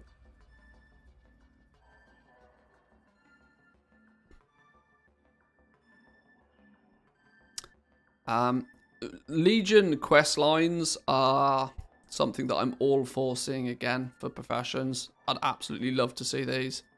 Crafter's Marks, I worry... The Crafter's Mark system, right, is, in my opinion, a good example of what I was saying earlier. It's Blizzard creating a... This is a system that was designed by developers for developers. The reason the Crafter's Mark system is a thing is so that Blizzard had less work to do each and every patch. Because previously they had to design and code and build in an entire new set of gear each patch, so that there would be something new and something better each patch. Now, instead of making 8 to 10 different items for each different armor type, they just make one single new Crafter's Mark. This is another example of developers making systems for developers. It makes their life easier, but it doesn't give any benefit to us as players. Not any at all. In fact, if anything, it's more boring for players. That, this is just the same item that I've been crafting, but now instead of crafting at item level 167, I'm crafting at item level 200. Or I'm crafting it at item level 230. Like, it's boring. From a gameplay perspective and from the player perspective, it's really dull. It's really boring. It was a system that, players, given the choice, would probably say is bad. It worked well as a system, and from an game developer perspective, it's a really clever system. It's boring, though. Really boring. It felt like you were making progress and had a small rewards along the way. I don't think it quite... This was more... Reputation grinds are just that, though. I think they're a grind. You grind, and then you get the reward, and then it's done. There's no small sense of achievement, I don't think. Not quite in the way that Samadan's trying to claim it to be there. There's really not those small rewards along the way. To reference New World again real quickly, for those that may have played it, the crafting system in New World is done in a way that you get the ability to create the items very early on, but the more skill you have in crafting that item, the better the end result item will be. So if you were to convert that into World of Warcraft, for example, day one of a patch, you might be able to go and get the new recipe, but the first few times of you crafting that item, this could be done. Legendaries would be a really good example of this, actually, and it's basically what happens. It's just a little bit more numerically defined than it probably should be. But if you get a legendary pattern, if you get a pattern for something, after you've crafted a certain number of them, you start to be able to make them that are better. Legendaries do this, but all it does is after you've crafted 15, it gives you the option to make a new one, and then you have to make 15 new ones until you unlock a next new one. It would be better if we just had, Shadowgast ring, and you craft a Shadowgast ring, you craft 10 Shadowgast rings, you get 10 different variations of that Shadowgast ring that might differ slightly in item level. And the more of them that you craft, the greater chance there is of you crafting a higher item level one. Making it a little bit more random. Some randomness is good, by the way. Just throwing that out there. Not everything has to be perfectly predetermined before you do it. And that's, I think, how they could have done the legendary system. But once again, the legendaries were, I think, undercooked. For those of you that have been around for a long time and was watching the content before Shadowlands came out, I did a lot of coverage of the Shadowlands legendaries before they got released, and I was constantly saying that, surely this is just their first draft, they're going to build something on top of this, and then they never did. Not to mention they had a real problem with balancing it. And still, in my opinion, got it wildly wrong, but... Time to eat. Have a nice day. GameCat, thanks for joining in. Enjoy your food. Enjoy your food. What hasn't worked? Oh, this is going to be an interesting one. What does Samadan think that didn't work? Nomi and Silas. Relying on RNG too much is frustrating and demoralizing. I don't mind so much the rare drops, but those two in particular made Legion cooking and BFA alchemy a lot less fun.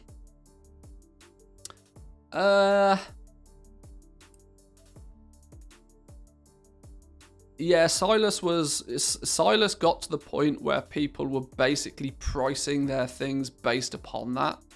How are we doing, Crunchy? Yes, we're back. We're back at it. Silas was a weird one because it got to the point where it was only profitable to create things. Only profitable to create things with alchemy during a Silas proc. If you did it at any other point, it was just bad. But that's because people have min-maxed it way too far. And I think that's also that type of it's not at that point. It's not RNG. That's the thing. It's a predetermined system, and you've just optimized that system, which is something that they could get away from a little bit for sure. The scrapper was something else that definitely didn't work. Yeah, I agree. I think the scrapper was terrible. Actually terrible. Endless processing items 9 at a time to get a bind-on pickup reagent was a bad idea. It perhaps could have been alleviated if the expulsum was tradable, but as it was just a painful experience. I must admit to a certain perverse satisfaction in calculating the most efficient pricing of the scrapped items. It's not a total loss. The scrapper I think was just it was a swing and a miss. I know why they implemented the scrapper, but they just did it wrong. The scrapper should have been, you can put as many items in the scrapper as you want. You press a button and you get the items out of it. There should not have been this 9 at a time business. That alone was the biggest downside. If you could put 50 items in and you got however many expulsum out of it, like instantly, fine. No issues with that at all. But the time, this is another, time gating issue that was miscalculated in my opinion. Are you here to stay or is it just for the day? No, I'm here to stay. The streams are back. The streams are back. I've had my mini break. I've had my little play in New World. I've spoke about New World a little bit on the stream today already, but my time in New World is not done. I will still invest time in New World, but it probably won't be too much from a content perspective. It'll just be my hobby. Good to see you back. How are we doing, Adam? Welcome in. What to look forward to in the future, though? What does Samadan think we can look forward to in the future? I'd like to see profession items have more value to other players. Not just cosmetic differences, but also in usefulness. Perhaps some unique effects like Legion Legendaries. I think the Relic of the Past system was a good idea, but lost out on the item level restrictions, so they weren't actually that useful for players. Yeah. Oh boy. The Relic of the Past system, I'd forgotten about this. This is another really good example of a system that was made by developers for developers. The benefit to the player of the Relic of the Past system was so small, even before people abused it for its vendor value gold making possibilities. It was a system that was entirely designed by developers for developers. This was not. It had still to Let's this day. make sweet profit together. Ooh. Sue, happy you're back. Subs for 4 months. Thanks, Crunchy. Appreciate it. Welcome back. Longest week break ever. 28 days. Yeah, it probably was. I planned for it to be a week and it ended up being quite a lot more, but sure. Long time ago I saw you streaming. Welcome back. Thanks boys and girls.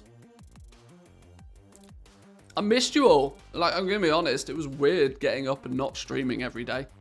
My wife said the house was remarkably quiet, because she's used to me being in here just talking about lots of random stuff that she doesn't understand.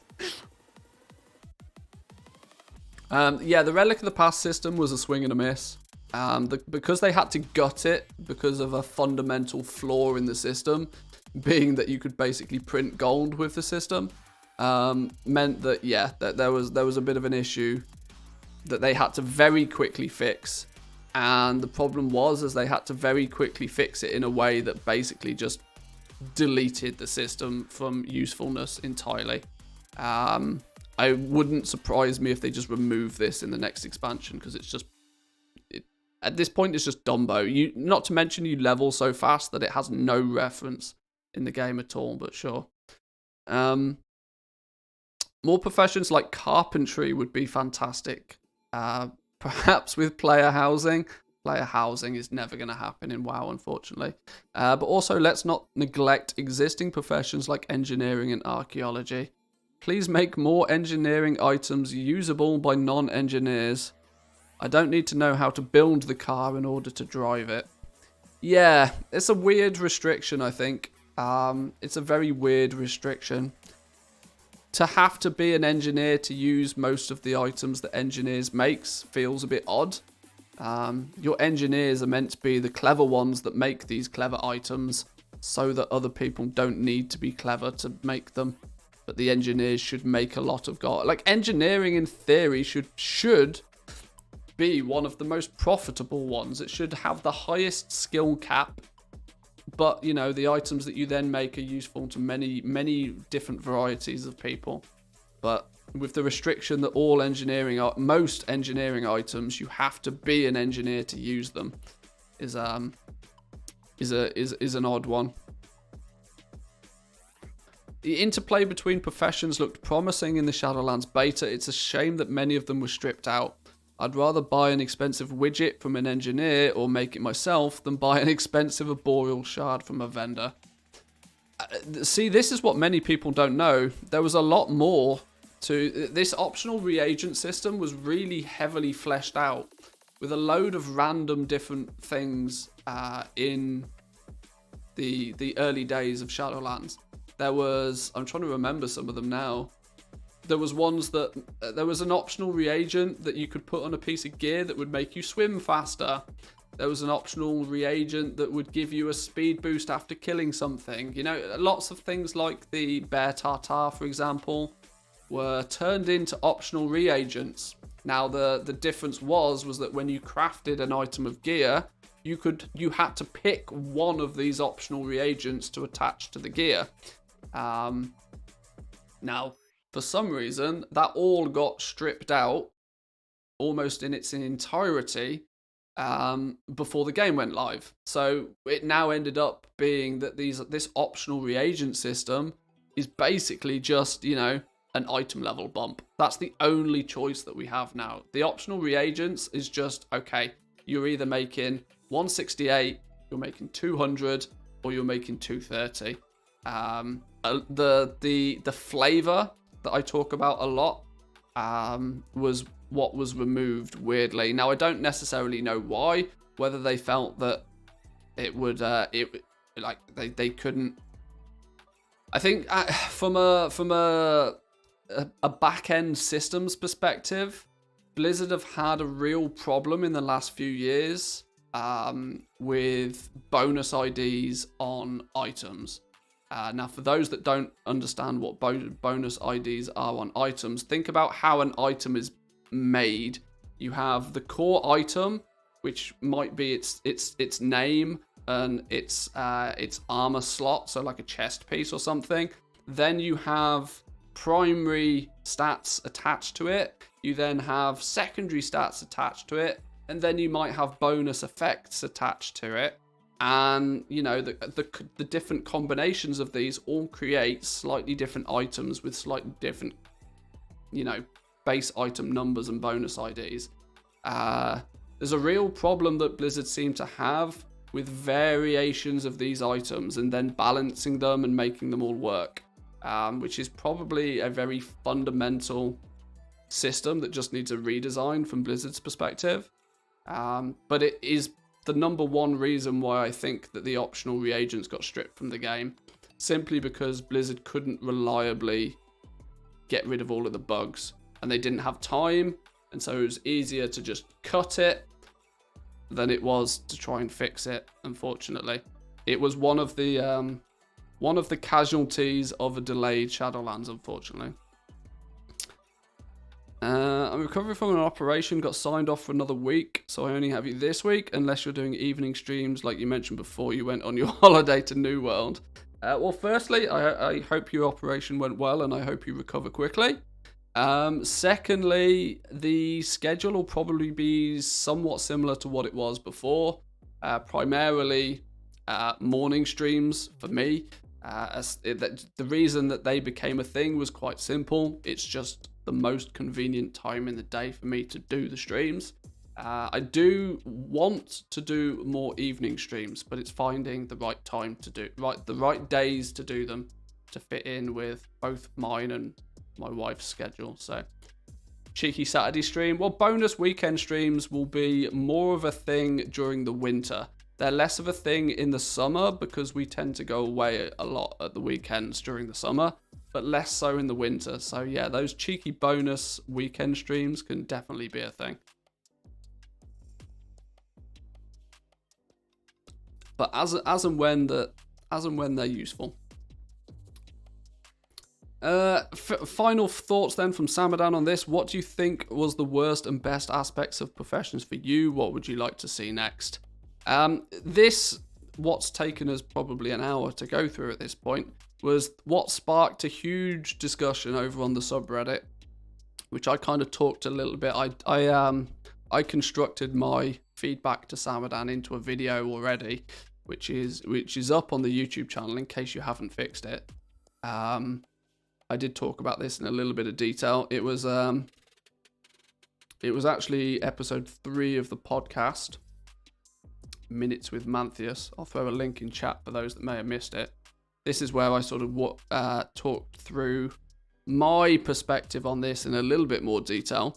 But let's have a look at what some others said about this. This triggered a lot of responses from a whole bunch of the goal makers out there. Reckles, Want to Buy Gold, for those that know him through YouTube, Samadan basically took some snippets out. People wrote essays for this. There's some long responses, but Samadan has snipped out some pieces here and there. So my biggest hope for Professions and for whatever happens with this position is that it can make players' profession choice feel as important as their class choice. I look forward to a day to where somebody introduces themselves as a Night Elf blacksmith.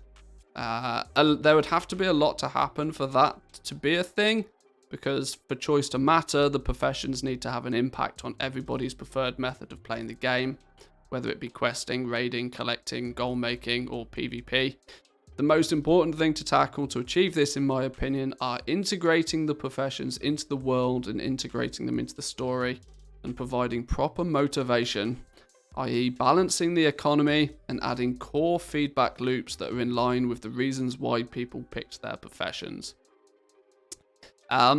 This goes back to a lot of what I've said previously, that I think there needs to be more gameplay elements with professions, and if there were more gameplay elements, if there were more quest lines, if there were more mini scenarios, if there were more areas in the game that, you know, hey, what about areas in different zones that require, you know, we've had doors locked that require jewel crafters to unlock the doors to get into. Why can't we have zones with specific quest areas that, you know, are specific to blacksmiths or jewel crafters or something? There are many things that they could do that would link professions, you know, more into the identity of people. Now, the problem is that, like Reckles has said here, the one of the issues is then for people to feel that their professions matter, it usually means that they're picking that profession for some sort of power gain.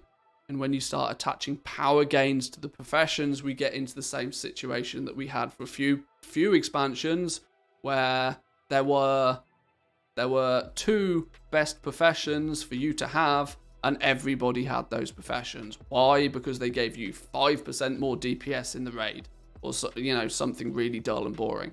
But if there's player power attached, then people will focus to them. So it's a difficult balancing act in that regard.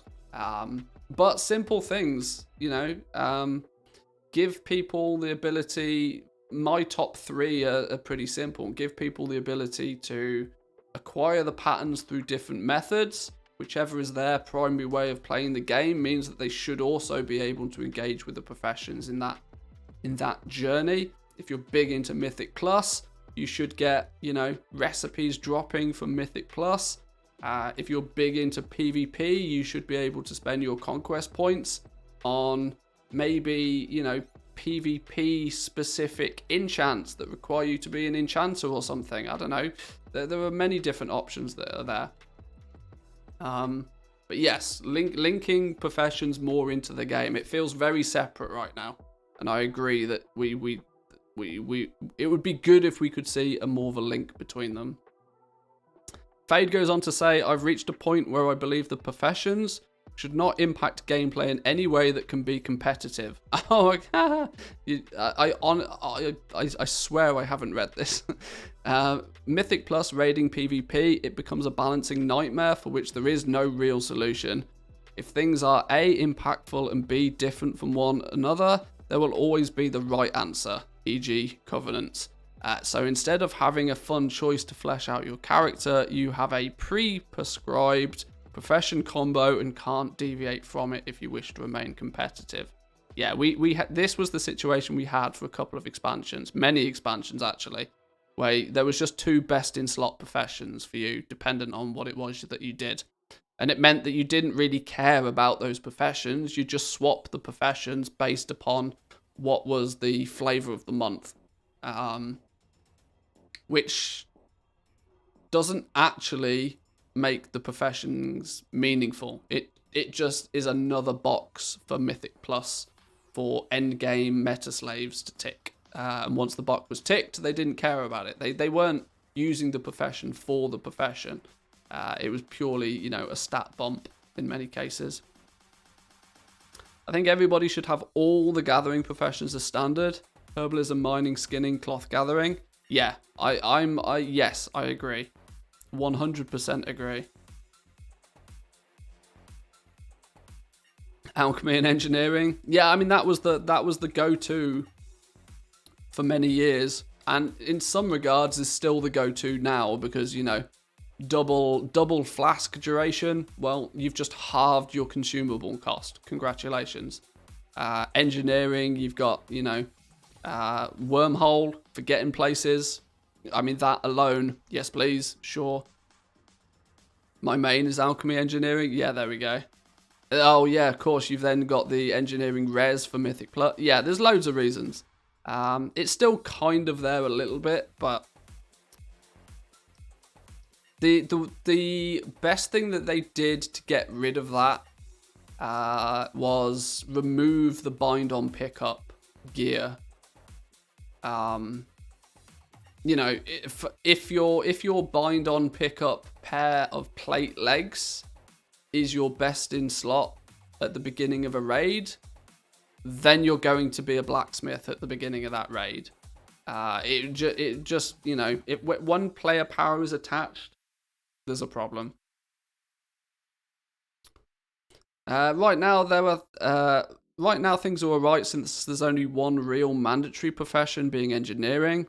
It's not great, but it's alright. But I remember back when every profession had a throughput benefit and the right choice was jewel crafting and blacksmithing. If you wanted to compete, that's what you had. This then also felt that left you feeling obligated to switch as the meta shifted, meaning you couldn't even feel that your profession was actually part of your character's flavour. Yeah, it was not a good situation, which is why they've moved away from it. I'm hoping they don't move back towards it, that's the thing. WoW tokens. This is something we've talked about goal making for a while now, and we've not even mentioned the word WoW token, although it does play a big part. Additionally, if there's a way to pay a sub with gold disappeared, myself and many others, not only gold makers but thousands more that just do missions tables to get their token each month, would probably quit. There needn't be a way for players to buy gold. It should just be a vendor you buy a token from to destroy gold in the economy. But there must always be a way to play without paying with real money, in my opinion. Touching on the fact that putting the tokens on a vendor rather than buying them through the auction house would just destroy the gold rather than, rotate it round. That would be a fine balancing act. But there must then be a way for people to play without paying real money. This I disagree with. I mean, nothing in this world is free. You have to remember that, if something is free, then you become the product. There's no way that the game would, in essence, go free to play free to play would just incentivize so many problems. It's not even funny. But I'm equally at more of a point where I disagree with the monthly subscription more and more as time goes on. As I genuinely don't feel that the monthly subscription is justified based on what is currently being presented for it. Why did we live through a time where content patches turned up every 3 months? Even content patches every if you're going to ask me to pay for a game on a monthly basis, I kind of expect something every month. This is also probably why I feel that Blizzard pushed the 6-month sub so incredibly heavily. They pushed the 6-month sub to make it feel like you buy your 6-month sub and it's a one-time payment, and then you get the content for that one-time payment, and when you're done, you're done. And it's no coincidence that a 6-month sub is about what you would pay for a regular game. You know, I know why they push the 6-month sub as heavily as they do, and they incentivize you with new mounts and new shinies, because you know they get a big chunk of change from you up front. You play the content, and it distracts you from the fact that you are still just paying monthly, but you've bought in bulk. Yeah, the monthly subscription to the game is something that's getting less and less justifiable. And I definitely think that if the WoW token didn't exist, if I had to pay with my credit card for the game every single month, there would quite definitely be some months where I just wouldn't. I can't remember the last time my WoW subscription expired because, you know, the WoW token. I don't even think about it. But I'm in the lucky position that I make boatloads of gold in the game and don't worry about how much the token is. But I fully understand that making gold to buy a token to have game time is a huge percentage of, you know, people's actual play time in the game. Long time ago, when I started making content again for World of Warcraft, I wanted to try and help people get out of that vicious cycle. You know, that of farm gold, buy token, farm more gold to buy another token. That sort of that vicious cycle, I wanted to help people get out of as much as possible. Which is why a lot of the time I talk about, you know, setting up a infrastructure, the gold factory, get your professions in order, work out how you craft things, get your trade school master in place.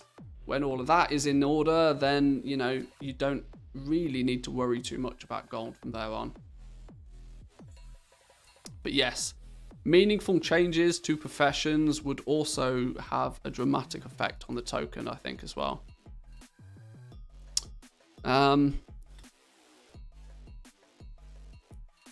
You help me, we're on 10 mil now. Well, there we go. Boom. Loads of monies. Loads of monies. Not a fan of the fluff quests. What I hate is doing it for the 15th time on an alt. Lots of games, especially after I visit the cash shop, allow you to have more than 2 professions and freely, and especially not $25, move between realms and factions. So if you want a, I guess this is an alliance and a horde on, say, 7 realms. Friends want you to play with them, and then they flame out in 3 months. That's 14 professions.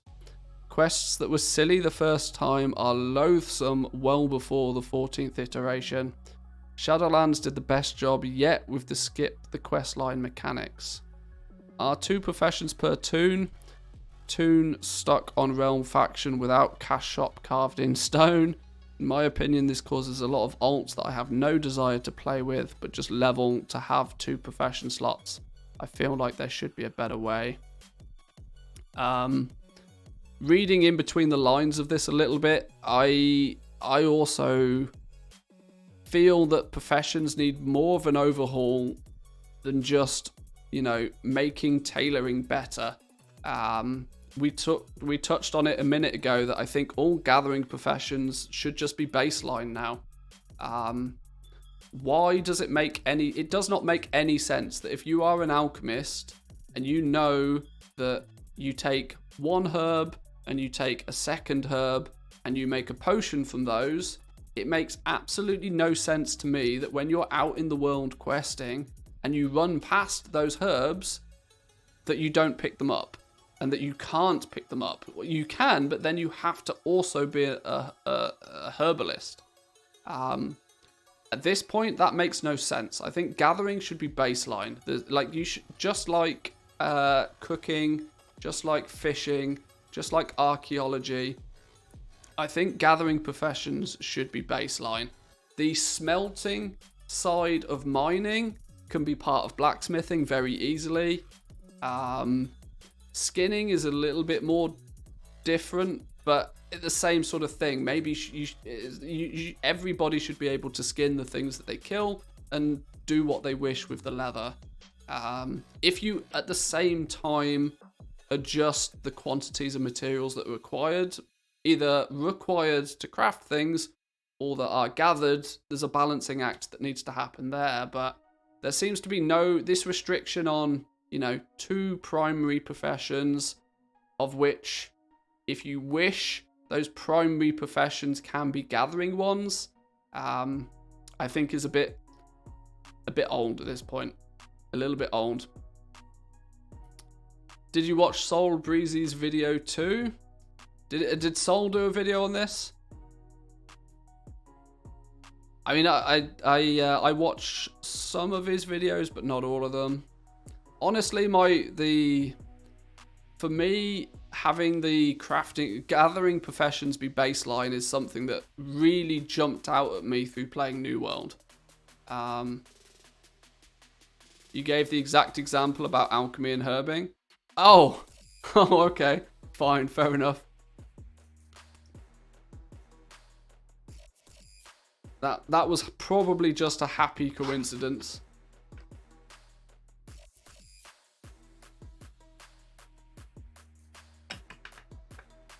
Because in New World, everybody can do everything if they wish, which is it's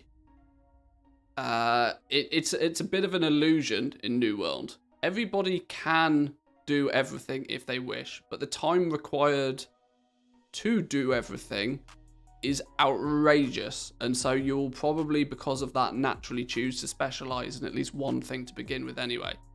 But that could be the case for WoW. Like, Blizzard for a while have had this push and pull where it comes to alts.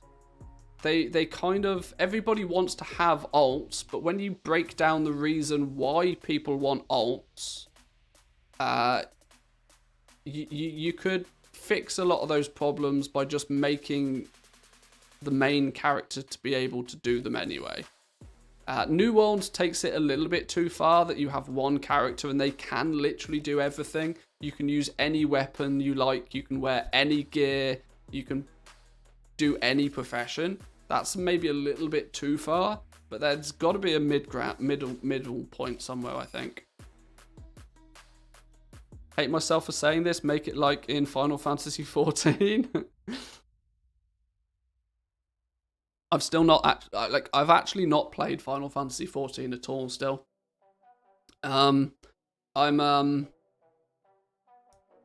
It's on my to-do list at some point, but I know people have said that the crafting system in Final Fantasy XIV is quite good. I'm on the free trial. Yeah, I might give it a go at some point. It might be worth focusing a week on. We'll see. You can do any class or profession. Yeah, I don't think it needs to go quite that far. But for what are very, very simple, like gathering, the reason why people focus on gathering professions is because they're dead simple. It should be something that you can passively do just anyway. It shouldn't be, nobody considers themselves a master herbalist or a master miner. Nah, not really. I mean, there was a bit of progression back in Legion when you had the different ranks, and even in BFA, to be fair, that you had the ranks. The more storm silver or more monolite ore that you gathered, the higher the rank. And there was a little bit of reason there, sure. BFA ranks weren't quite as bad as Legion though.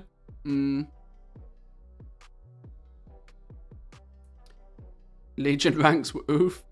Well, that was the first time they implemented it, so it was work in progress. It blows my mind that they went from Legion rank systems that were massively undertuned to BFA, where the ranks started to feel okay, to then just boof, gone in Shadowlands. Could take 1 flask or 5,000. Yeah, the tuning was a little bit whack. But guess how we could get rid of that? Choice. If you craft 1,000,000 potions, if you're constantly crafting potions because you're crafting them to help your guild mates out, or you're crafting them to sell them on the auction house, and you naturally proc the next rank, cool, great. But what about if, you leveled up your reputation with a certain faction and were able to then just buy the recipe once you leveled it up? You could work towards that. And if you happen to get lucky with a proc chance halfway, then, everybody's a winner. Or if that next rank dropped from a raid boss. Wow. How quickly do your problems disappear when you have choice? It's crazy, right?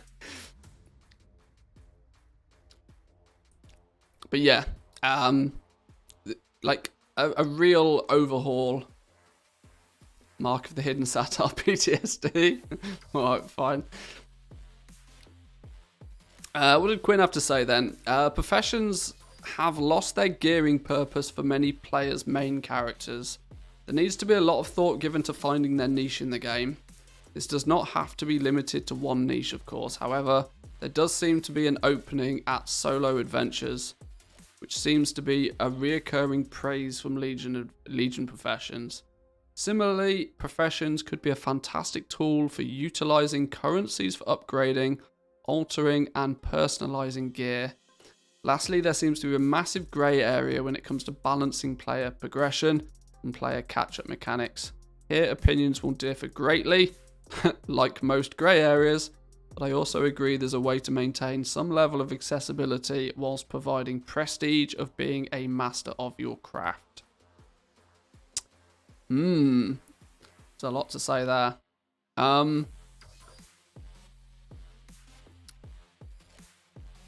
Catch-up mechanics are a tricky one. I don't truly think that there needs to be catch-up mechanics if the system is good to begin with.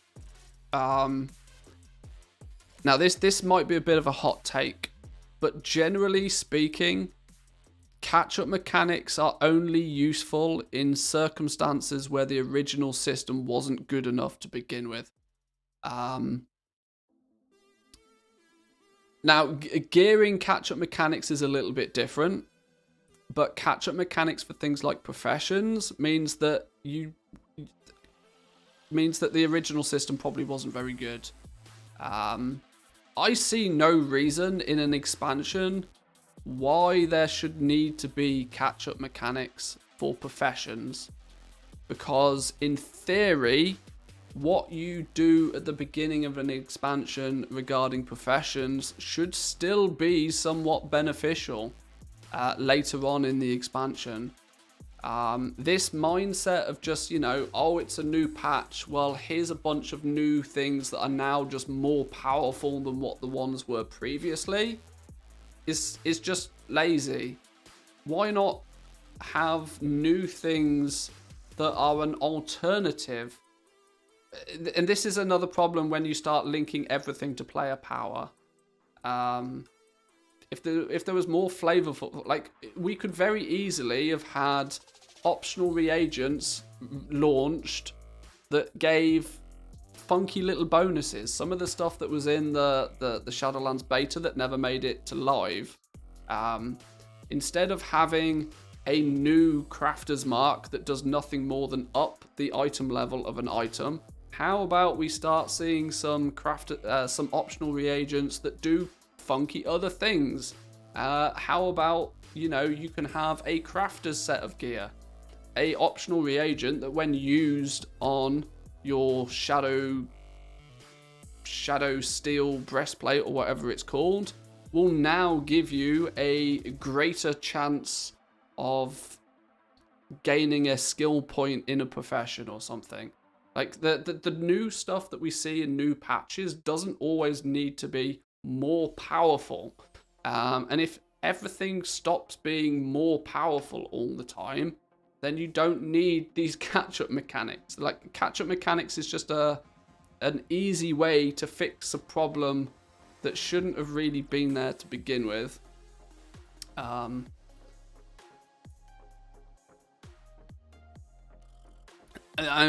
trying to focus quite heavily on the purpose of professions here. I know catch-up mechanics in terms of gearing are useful if you're leveling up a new ult and you want to be able to continue to play within your raid. We don't necessarily want a TBC, like a Burning Crusade system again, where you have to literally do everything on an ult. So if you roll a new ult later on in the expansion, you've got literally weeks and weeks and weeks of stuff to do to catch up. I do understand the use of catch-up mechanics, but not in the way that they're used with professions and stuff currently.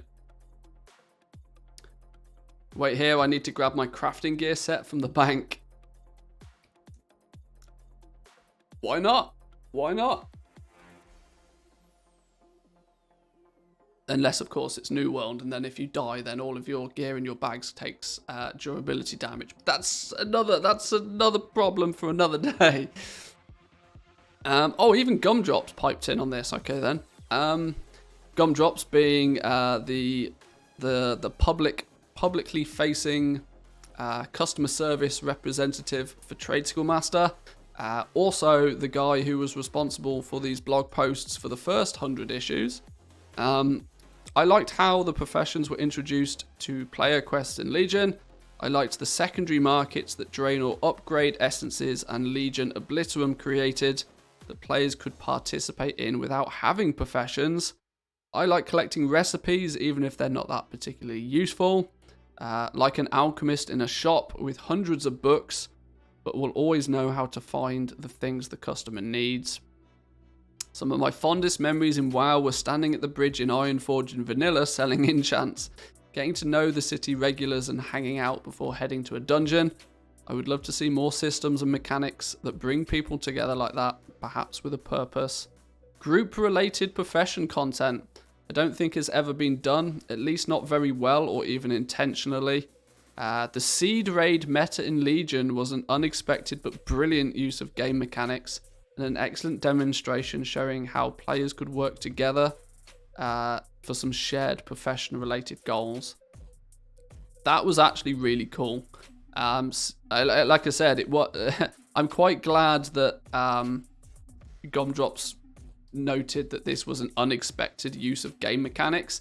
Blizzard didn't design Seed Raids. Seed Raids became a thing because they mainly because of the multi-tap on herbs. You mean the seeds that I still have in my bags and never used?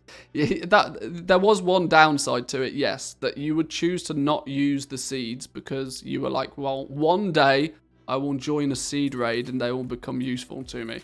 And in turn, you actually ended up never using them. But either way, the point was simple, was that it did, yes, bring people together. Rolls back to one of my primary things. Like, you know, gameplay. What was seed raids? Well, in simple terms, when you were herbing, herbalism gave you a chance to not just gather the herb itself, but the seed for that herb. And what you could then do is you could plant that seed in any given spot, and around that seed would spawn 3 or 4 nodes that you could then gather. So these seeds became quite valuable. You could trade them, you could get them on the auction house. But what very quickly happened is that people worked out that because of multi-tap on herbs, if somebody planted a seed, other people could also then loot from that new node that spawned.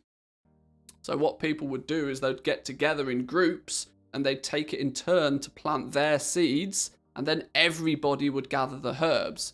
It was a way of doing group herbalism without going anywhere. And people would take it in turn to plant their seeds. There was usually a seed requirement for the raids. You had to show that you had like 5 or 10 different seeds that you could contribute before you could join the raid. And then when the raid was collected together, everybody would take it in turns to plant their seeds. Everybody would herb, and eventually everybody would end up with bags and bags of herbs without going anywhere. There was a cost to get into it. You didn't even necessarily need to be the herbalist that got the seeds. You didn't need to farm the seeds yourself. You could buy the seeds off the auction house, join the seed raid, and then take advantage of the multi-tap. It was all quite cool. It was not intended, but obviously it was also the expansion where multi-tap became a thing, and so people worked it out.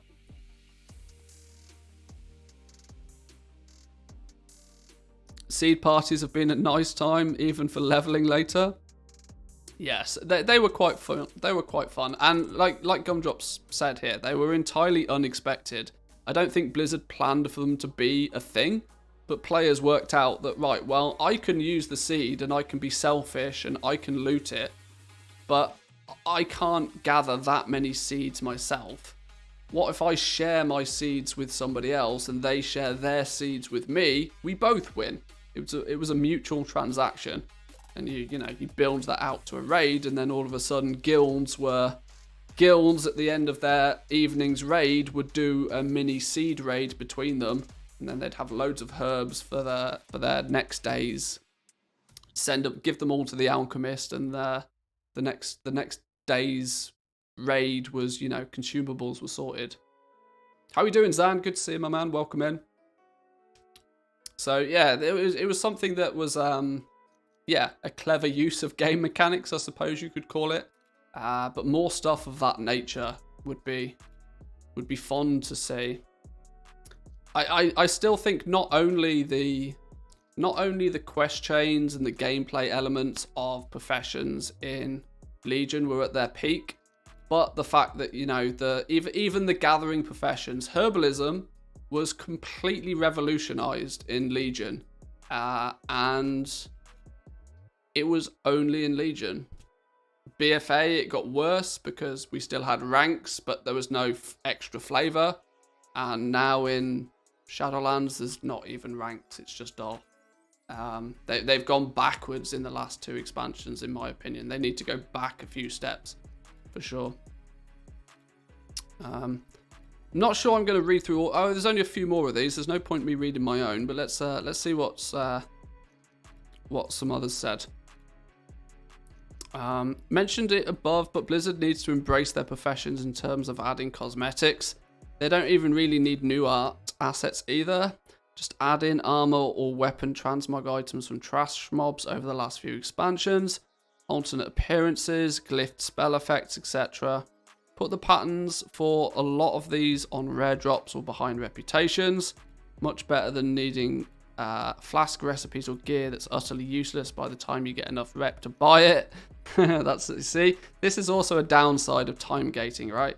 If you time gate something behind a reputation, it's those who get there first win. Everybody else loses. If there was choice in how you obtain it, then everybody has a chance of winning. Or behind minor secrets or archaeology. Let's not put too much in the hands of archaeology now, but sure. I'd love if I'd personally love for throughput bonuses like we used to have for max professions, because it pushed more players to even pay attention to professions. But no, Blizzard really doesn't want that. Well, this was the downside of this was that people power leveled their professions, not for the love of playing with the profession, but purely for that 5% DPS bonus that it offered. And then next patch, people had just changed the profession to something else. They didn't actually care for the profession. It was just like another gear slot that gave them 5% DPS. That was the issue with it. And for the love of God, Blizzard, please limit yourself to only one annoying to come by bind on pickup for some irritating reason. Tough to stockpile rare material per expansion. Yeah, no, basically this is obviously the sound. This sounds a lot like somebody that didn't like Expulsum. Yes, like many of us. Yeah, I agree. Is there anything that's bind on pickup in Shadowlands? I don't think there's anything that's bind on pickup in Shadowlands profession-wise currently, is there? I don't think there is. A Boreal Shards, you just buy them from a vendor. Obviously, Korthite Crystals, you can trade. I mean, the Vestige of Origins is bind on pickup, but you choose to craft that. And you're crafting that just because it's an intermediate item for crafting something else. I don't think there's anything that's bind on pickup currently. Put everything behind archaeology? God, no.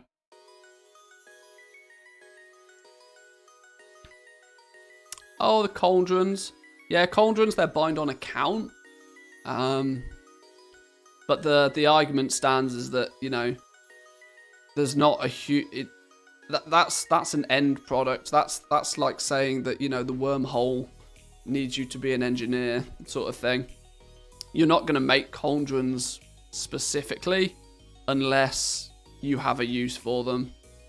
So it's kind of justified. And at least they are bind on account. You can make them on one character and send them to another.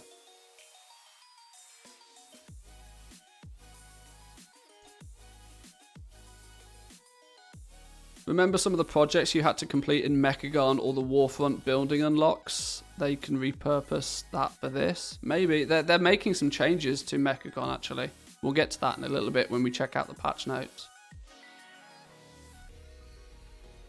Get people to do a group activity where everybody in the group has that profession. Like set up a herbalism patch in Vol'dun or beast farming in Stormsong. And once it's done, you get some pet, gold, or profession materials. Yeah, we touched on it earlier that maybe if there was certain zones, certain areas in different zones of the game that had bonuses for people that had certain professions, like certain quest hubs in a zone, like you could have, you know, the Shadowlands alchemists all congregate in one area of the zone, and they have a few quest lines that they can complete. You could even have a mini reputation for them, you know, that's specific for alchemists. The quests can all be themed specifically for that. And then you could do, like, reiterate on the seed raids and stuff. See, this is the thing, right? It doesn't take more than 5 minutes of thought process by somebody to come up with little ideas that could be no more difficult to implement in the game than anything else. But they just don't for some reason. It used to be some group content for fishing as well. There's the there was the fishing secret, the secret fishing quest line. That was a Mechagon thing, right? You put the goggles on, and eventually you get that cool toy that makes a floating fishing ball. I mean, that's not necessarily group content, but the toy is quite cool. Yeah, there's options there. Aha! Zan's in chat, I think. TLDR, we need more substance to professions, and they need to be integrated into crucial parts of the gameplay in new expansions, but players should also have the freedom to not do professions if that's their liking. A good example of this is the Shadowlands legendaries, but they have so many issues it's hard to see the good parts of the system. The Shadowlands legendaries for any of my English viewers out there are kind of like Marmite. You either love them or you hate them. If you were able to get on board with legendaries nice and early and level them up at a time where all of the 4 ranks were somewhat valuable to people, people are still just cash carrying them to this very day. If you didn't have the ability to power level them when they were super relevant, they're now just a massive expense and just a massive annoyance, which, yeah, is not a great situation. The fact that we now have the ability to craft arguably best in slot material gear, even though we've seen with patch 9.1 the fact that the best in slot aspect of them has been diminished a little bit. So what I mean by that is we see with like domination slot gear that there's a if your legendary clashes with a domination piece of gear, the domination gear wins. So that caused a bit of an annoyance.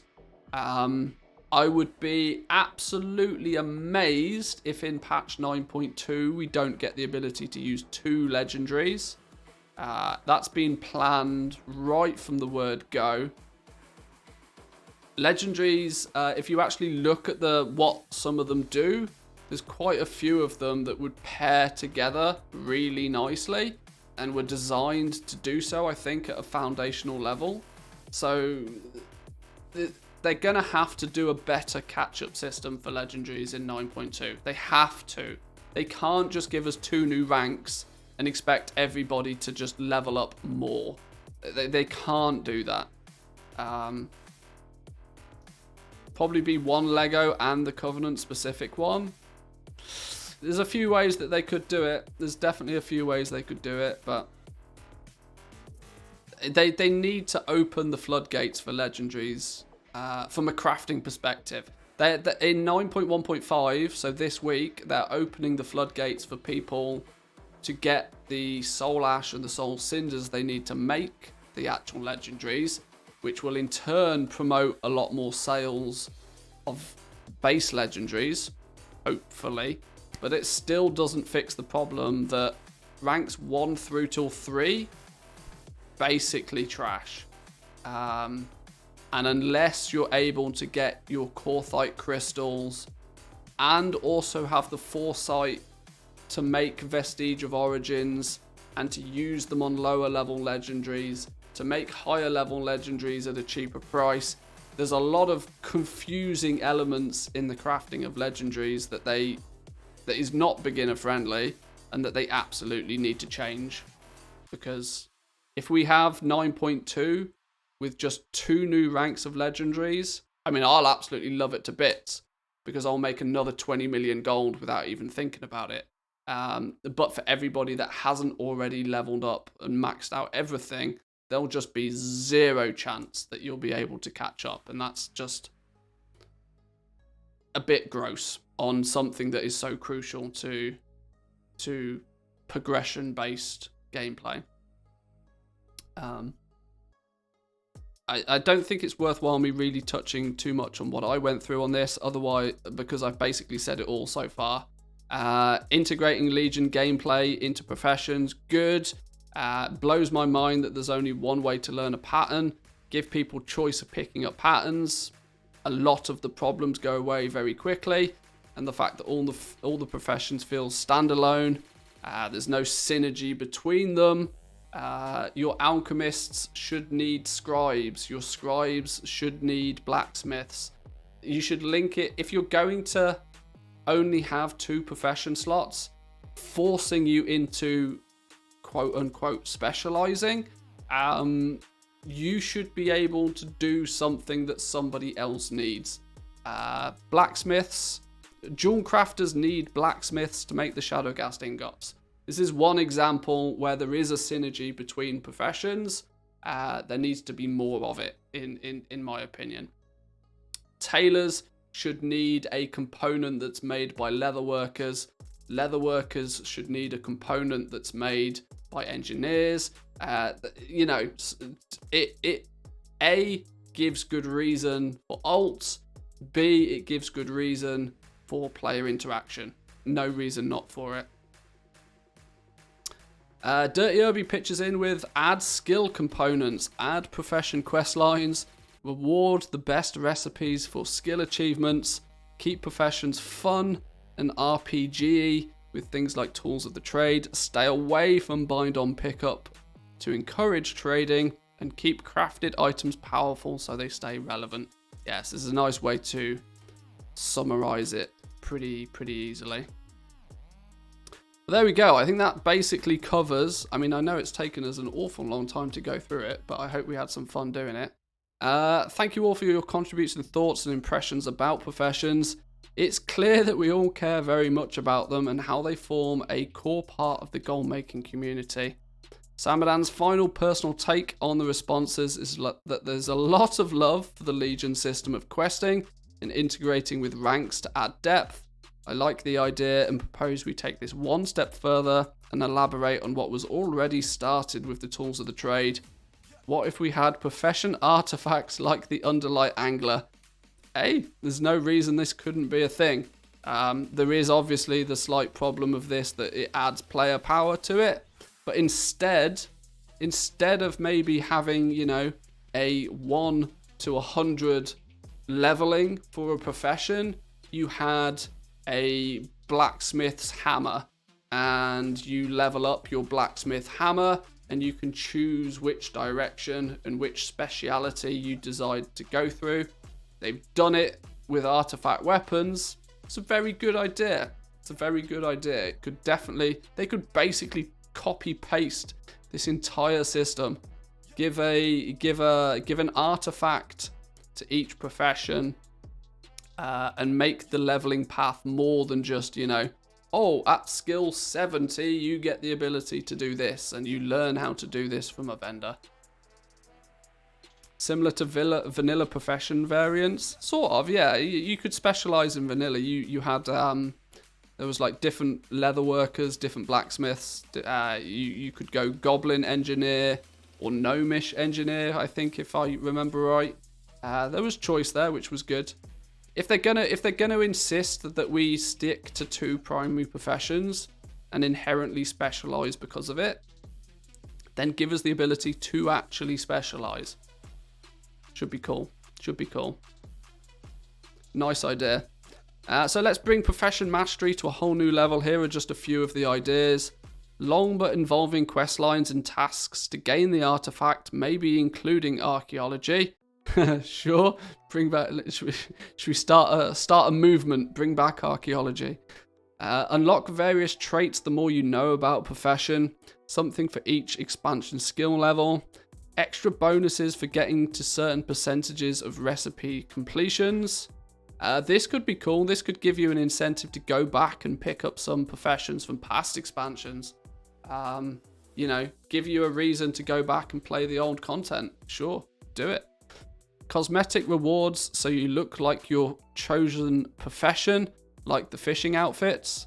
Yeah, could you imagine if you were like you're a herbalist and you just dress up as a plant? We already have tree form for druids, so why not? Bonuses to gathering raw materials for your profession. Maybe even rudimentary herbalism mining skilling skill. This is basically baking in gathering as baseline, which I think would be a very sensible option at this point. And it makes sense, right? If you bake it in and you happen to be a blacksmith, then maybe a blacksmith naturally gathers more ore because they know the use for it. They know what it's good for. Sure, why not? Sounds good to me. Want to become famous? Buy followers and viewers on some random website. Well, that's a really good way to get yourself banned. Really good way to get yourself banned. It's incredibly how quickly you get banned for doing things like that. Absolutely amazing.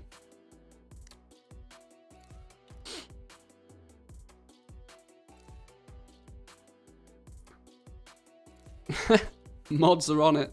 Mods are on it. Specialist gatherers to get a mount of some sort that helps harvest resources. Oh, that could be fun. Access to rare cosmetic recipes or once removed from the game. Special titles for the player to advertise their status along with different looks. The focus here is a set of discrete rewards with long-term goals that keep players motivated. Perhaps once achieved, the players could pass on the knowledge to alts that are account bound. Maybe. Maybe.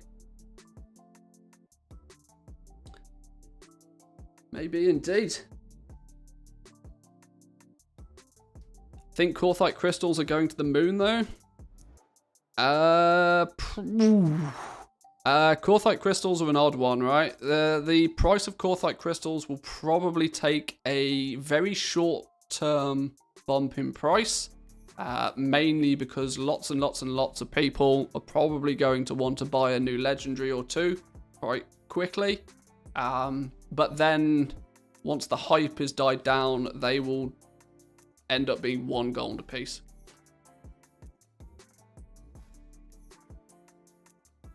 But there we go. That was episode 200 of the Wowhead Economy Weekly Wrap-Up, boys and girls. I hope you enjoyed that. I enjoyed that. That was a good discussion. I liked that a lot. Do we dare read the comments? We will read the comments, but I'm going to take a quick bathroom break. And then we'll read the comments. I'll be back with you, boys and girls, in 2. Occupy yourselves. Maybe consider hitting that follow button if you're new around here. Or even the sub button if you're an absolute pro. Be back in 2.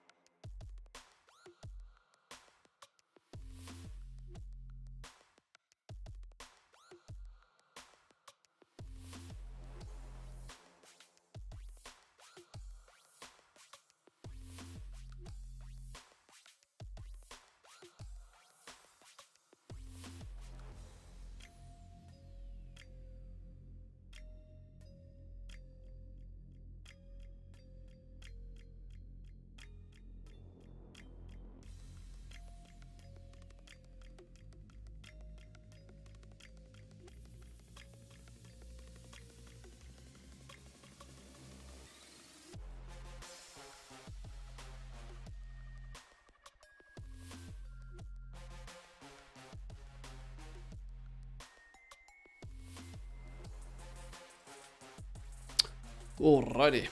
Alrighty.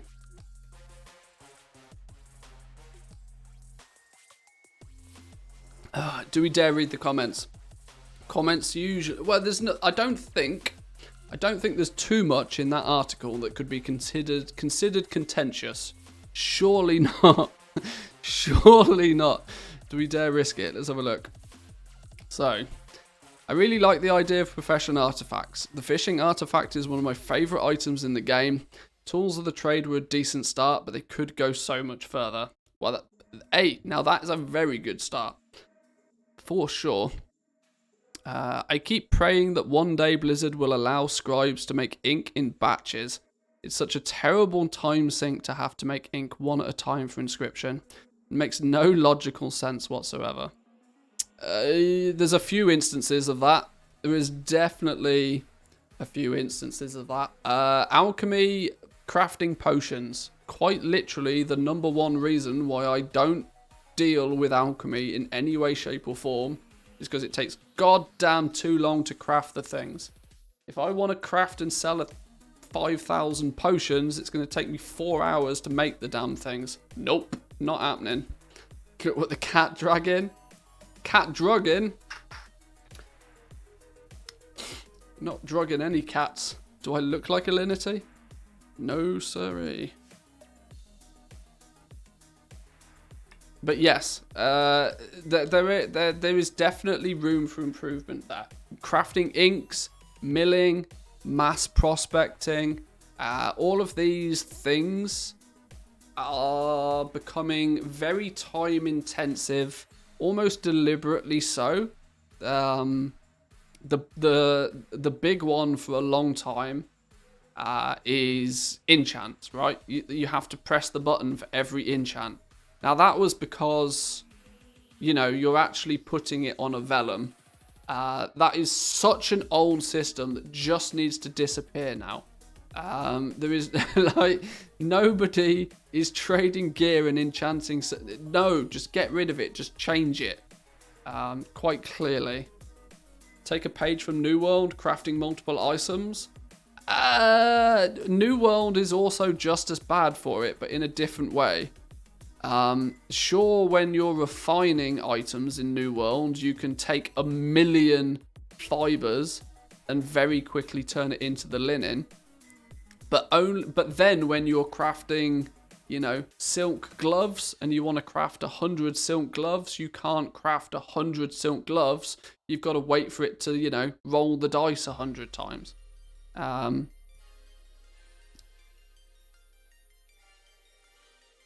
They can definitely take a page out of New World's book in some areas, but yeah, New World is by far not perfect in that. They do get a lot of things right, though. I agree with Zan that, yeah, there's a lot of quality of life updates that could be implemented for New World. But I think that's the least of New World's. It's the least of Amazon's concerns right now.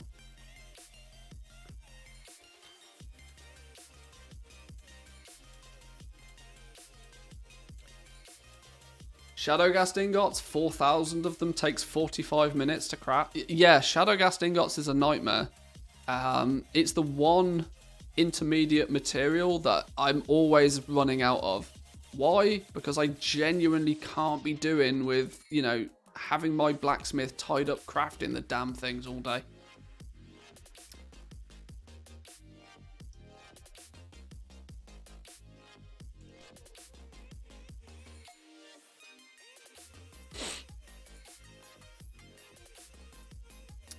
Either remove the 2 profession limit, raise it, or allow characters to choose 2 crafting professions and have access to all gathering professions.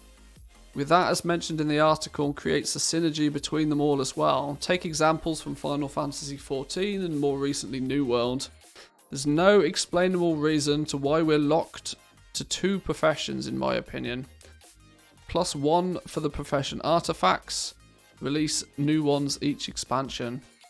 Yeah, the profession artifact system is a really good shout. So much so that, I mean, I think we could brainstorm. We could brainstorm a couple of ways that this could be done. This could revolutionize the way that professions work. In terms of that you no longer have natural skill gating for professions.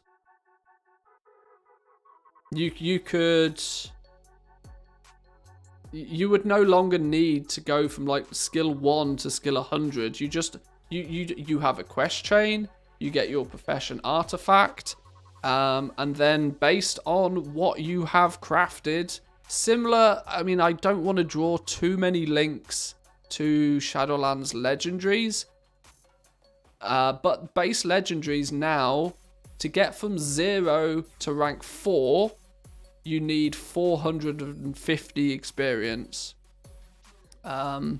They could implement that sort of system behind the scenes, but allow you take it from a New World perspective that whatever you craft gives you experience, and you then get to choose what you craft to level up with.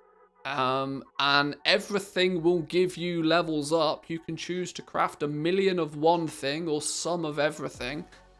And in turn, at certain points, you could, you know, gain skill points in your profession artifact. You could initially patch one of the, if they have the foresight to do it with an entire expansion's, have it so that you only can physically gain enough skill points to get 1/4 of your artifact weapon, like, leveled to begin with, so that you are forced into specializing in one area or another. And then when the next patch comes out, you gain another 20 skill points, and you can, you know, diversify your specialization a little bit. And then, of course, by the end of the expansion, you should, in theory, be able to complete it and do everything. Kind of cool system, I think. Kind of cool system. Or it could be, at least. It's all hypothetical, because it's not a thing yet. But here's to hoping somebody at Blizzard's listening. Where did we get to then? Seriously, I've seen a lot of people complain this expansion about how long it takes to craft potions.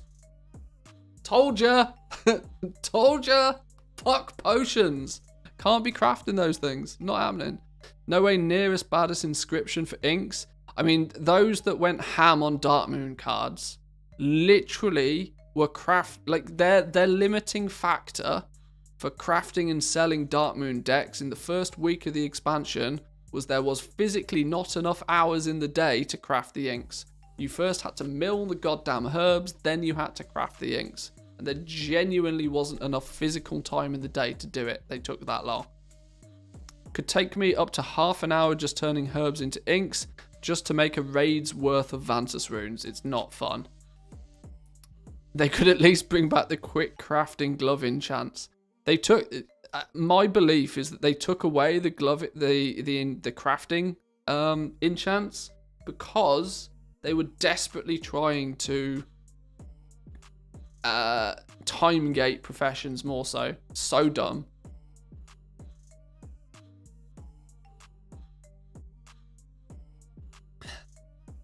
Allow characters to learn all professions. Simple. You can tell this player has played other MMOs. Oh my god, oh my day. We've got a paragraph, boys and girls. We've got an essay. We've got an essay. Okay, let's check the essay. Boy, I hope somebody reads this. So I've been playing since vanilla and I'm an alcoholic. Why do I have so many characters? It all centers around professions. When I first started playing, there was no transmog and professions built up over time. I loved the idea of having one of each profession across different characters, and those characters were unique. I remember wanting to have the flying carpet for a mount and having that as a tailoring only, so I created a tailor and it felt rewarding. I remember going back to deep Blackrock depths to get Dark Iron. Professions felt special. You could make stuff that nobody else could. You could make stuff for your other characters, for your guildmates. There was something you could provide to the guild outside of raiding with them. I love the idea of a tinkerer / crafter type class. Someone that you go to and they make stuff. Professions also had to be leveled cumulatively, and it meant that something to have a top level blacksmith. I loved the idea that professions built up over time, that you stuck with it, and that you had to level from 0. See, this was all great, but this only works in the first couple of years of an MMO, because the only way for MMOs to continue is to iterate on top of what they've already done. Which is ultimately leaving... This is great for the first expansion of an MMO. I would go as far as to say that New World is going to suffer from this problem before too long. Professions in New World right now, especially the crafting ones, are a grind. But once you've done it, you've done it. And the issue will then be is what they choose to do if they make expansions for New World. Will they make it so that you can skip the first 200 skill? Or will they make it so that first 200 skill points is easier to acquire? Either method feels bad to some people. It diminishes the efforts of doing it in the first place, and it becomes pointless when you then have to do it to get to the new stuff anyway. It's a weird interaction. It's not easily fixable.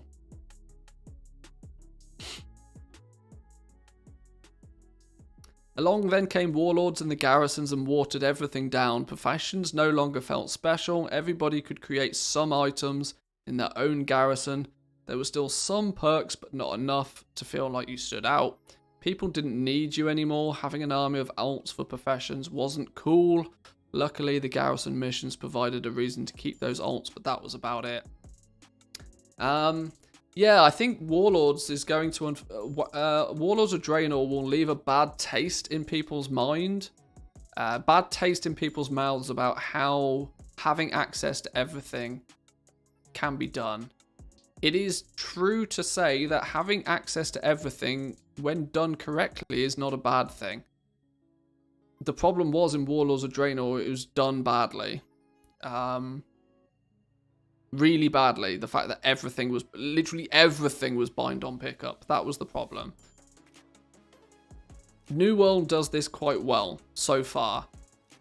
That you can pick up every gathering profession. You can pick up every refining skill. You can pick up every crafting skill. But the grind is so heavy that to theoretically do everything is almost impossible. I mean, it's not, but you're not going to sleep much if you try and do it. There are people that have already done it, and there are people that will do it, but it will take time. You can both have access to everything and feel like you should specialize. Like, there is no reason why you shouldn't be able to be a top level blacksmith. But at the same time, you should, given the choice, be able to go and mine your own materials. And at the same time, if you walk past a plant that you know is valuable to your alchemist, that you should be able to pick it up. You may not be able to pick up the plant quite as effectively, but you should still be able to pick it up. I think is a direction that they could go in. It's fine that it's an insane grind. It gives prestige. Oh, I agree. I really enjoy the fact that it's a ridiculous grind. And I'm having a boatload of fun, grinding. And it will absolutely give prestige.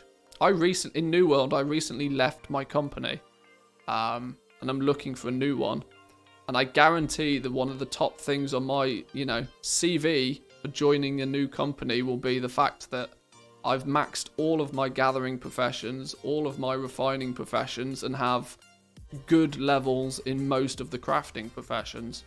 I think that will...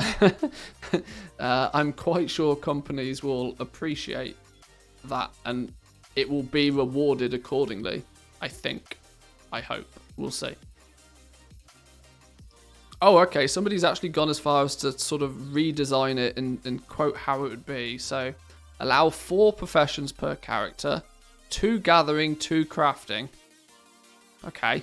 Having these limits is meaningless anymore. People will still buy stuff from the auction house if they want. Allow leveling from crafting. This dude is absolutely played New World.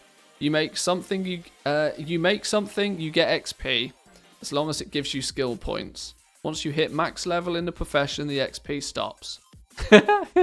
Absolutely played New World, because everybody levels cooking in New World super quickly, because it can give you about 3 levels of experience if you do it correctly. Allow acquisition from recipes to mostly come from the world, while still allowing somebody to level with the trainer recipes.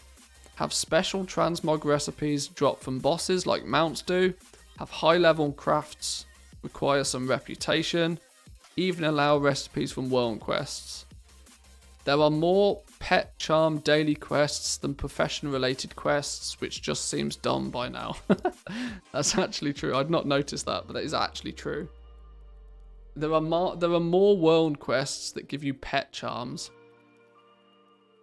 than there is anything that even remotely benefit. And let's not forget that the world quests for your professions in WoW are so dumb. You press 3 buttons and it's done. And it gives you 3 pieces of desolate leather that you don't care for. Allow higher level recipes for people with a higher overall profession skill. So for example, you get 2 level meters, 1 for the current profession and 1 from the overall profession count. This is a count of all recipes in the world that you have collected and allows somebody with a higher overall count to craft special transmog that others cannot. This would give some purpose to leveling up old expansions. Smart idea. I tell you what, these comments are not triggering me half as much as I expected them to. This is a blessing in disguise. Give some reason to use old expansion professions. Currently, if you completely skip an expansion, that is okay, because you start back at 0 when the next expansion starts. There should be some reward for gathering those old recipes. Agreed. Absolutely agreed. I don't know if reward is the right way to describe it, but perk, there should be some perks, some advantage to being a true artisan in a given profession. Sure, you can craft everything Shadowlands related, great. But there should definitely be something for those that have put the time and the effort into, you know, they've either played for 15 years and done it all passively, or they've gone out of their way to do it. There should be some perk, sure. More profession-related achievements. I used to hunt down achievements for professions. Now I don't give a damn.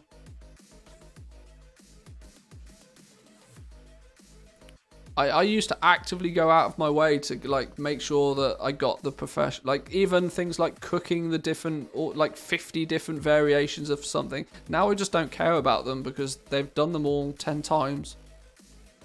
When did achievements, was it Cataclysm that we got achievements? It was really late into the game. Was it? I can't remember when achievements, was it Wrath? The thing is we've had the exact same achievements now, every single expansion since that point. To the point now that people just don't care. It was the pre-patch of Wrath of the Lich King. Holy smoke, okay. Yeah, so to have had the exact same achievements every single expansion since, it leads to reason that people just don't care about them. More importantly, there's short of just, you know, short of it being a bigger number, it does nothing. Achievement hunting is a big part of the game nowadays. I mean, you go on to the All the Things Discord. There's thousands of people in that Discord. Tens of thousands of people in the All the Things Discord. It goes to show that collecting, achievement hunting, is a huge thing to a lot of players. Probably not quite as much as it is like transmog, but even transmog in itself is a form of collecting. You're actively choosing to collect different appearances so you can customize yourself further. It's the reward of doing the collecting in the first place. I love achievement hunting. Yeah, I used to care about it a lot. Just like mount collecting, for example. There was a couple of expansions where I went ham trying to collect all the mounts. And then they released 50 new mounts in a mid-patch. And I'm like, fuck that. It's just not worth it anymore. This is why they need it needs a refresh. It needs an overhaul. Every couple of expansions, these core fundamentals need an overhaul to make, you know, to make them actually feel fresh and new. Just copy pasting everything from one expansion into another and giving it a different lick of paint doesn't really cut it anymore, which is exactly what they did with professions. Like the professions in Shadowlands are quite clearly the copy-paste default professions that they have, that they start every expansion with, that they then build upon. The problem with Shadowlands is they didn't build upon them. They just copy-pasted and sent it. Anything that they were going to build upon, like the optional reagent system, ended up just getting cut for whatever reason. We can only speculate the reason. But it just got cut. They, probably had to spend too long trying to balance covenants and didn't have enough time to actually do anything interesting with professions. It was 1 week before the expansion came out, maybe 2 weeks. 2 weeks before the expansion came out, before tailors could even craft a Shadowlands bag. It's just something so fundamental was left till the very last minute. And also why legendary crafting is just like super broken. Having to craft 45 legendaries to unlock the highest one when they cost stupid gold is just, it was just busted. But allow high level armor to be relevant. This is a huge one. Professions are mostly worthless a month after each expansion drop, but why is that? I get that they don't want high level stuff on the auction house for pay to win type scenarios, but why not make the... Whoa! Relax, Sonny Jim. Relax. I agreed with all of this. About the limiting on 2 and 2. I agreed with all of this. And then it got to number 6. And this is just no. So many no's. It's not even funny. For starters, it's not true. We craft base legendary items, which are best in slot pieces of gear. We have never been able to do this before. This is actually, it is actually more true now than it has ever been that the armor that we craft is most relevant. This sounds maybe like somebody that hasn't either played Shadowlands all that much or has maybe not engaged in the legendary crafting system at all. But this is 7 levels of no. This is what we've only just moved away from, and it's a blessing in disguise. This causes so many problems, because if you make high level armor relevant and you make it bind on pickup, people don't care about the profession. The profession then becomes a stat stick. People level the profession to make the item to give them the 5% DPS increase, and then next patch they'll drop that profession for whichever profession then gives them that 5% increase. This is not good. Not good. So you can have high level stuff that you make. Well, you already can with legendaries. You could continue to drop the crafting mats from raid bosses like the frozen orbs. No! Oh my god, I agreed with so much of this, but I reckon number 6 was put in there to bait me. Number 6 is a no from me. A no from me. Oh well. Regardless of number 6, 1 to 5 was pretty sensible. I agree. Oh my word, another essay. Are these all essays? Oh my god, these are all essays. What I did not like about professions in BFA was the dungeon lockout, especially regarding my extra profession twinks. Right now in Shadowlands, professions feel a bit bland with nothing really worthwhile to craft. This must be the expansion with the least recipes being added. Yes, but that is because of the Crafter's Mark system. And like I said earlier, the Crafter's Mark system was a system that was made by designers, made by developers for developers. The Crafter's Mark system does not benefit the players of the game in any way, shape, or form, other than to make it even more boring. Sure, there's less profession bloat, but people weren't really complaining that much about profession bloat. The only people who were complaining about profession bloat were the developers that didn't want to have to create new armor sets every patch. So they made the Crafter's Marks to mean that we just craft the same old shit again, but it pops out at a higher item level. Wasn't a system that was added for the benefit of the players. My biggest issue is storage space, with Shadowlands adding more than 40 crafting reagents, and again cloth and ore that is not processed. My banks are full. I really wish that crafting materials would stack higher, at least for older expansions. Adding more twinks just for storage space is kind of a stupid concept. Yeah, we talked, this was a topic of conversation a month or so ago. I think it was Quinn that came up with the idea of bigger bags, bigger storage, even put it on the bloody Blizzard store and, you know, take my money. Like the reagent bag is a good start, but it's not enough. We definitely, storage space should not be a limitation nowadays. It is Blizzard themselves. Let's not forget. Think about this for a minute. A few expansions ago, materials stacked to 20.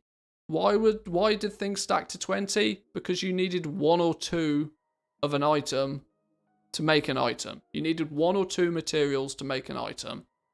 Now, look at the material list to make a single Crafter's Mark of the Chained Isle, and it's outrageous just how many materials you need. Just in case he ever watches your stream, his name's pronounced Quoon. Quinn. Either way, he knows who he is. But thank you. It used to be that you only needed a handful of materials to make something, and when you were out gathering, you would gather a handful of materials. Now you pick up a plant off the floor and you get 17 little plants from it.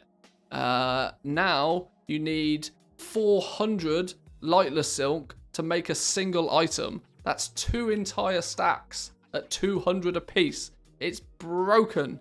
The amount of materials that we need to make a single item nowadays is exponentially increased. Yet our storage space has gone up, what? 2 item slots? Like, storage is a problem, and it's not a problem that we're just hoarding more. It's a problem that, another scenario that Blizzard made this problem, and I really hope that they do fix it as well. Legion speed food cost 1 material. The Shadowlands one takes 8. Yeah.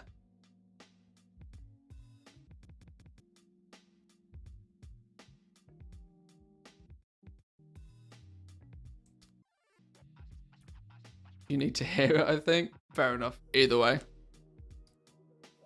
But yes, storage is a big thing. We definitely need more storage. I tell you what, I'm actually...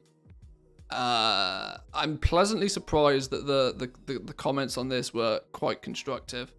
Normally they trigger the living Christ out of me, so I avoid doing them, but it was quite good. It was quite good. I very much like the profession artifacts theory. If Samadan doesn't choose to make this into a video, I might borrow that theory, flesh it out a little bit. I think that could be a good video for the masses, for the YouTubes. Like I said, I don't want to steal Samadan's thunder if he plans to do it himself, but I will obviously reference back to the fact that he came up with the idea, because I'm not an absolute savage.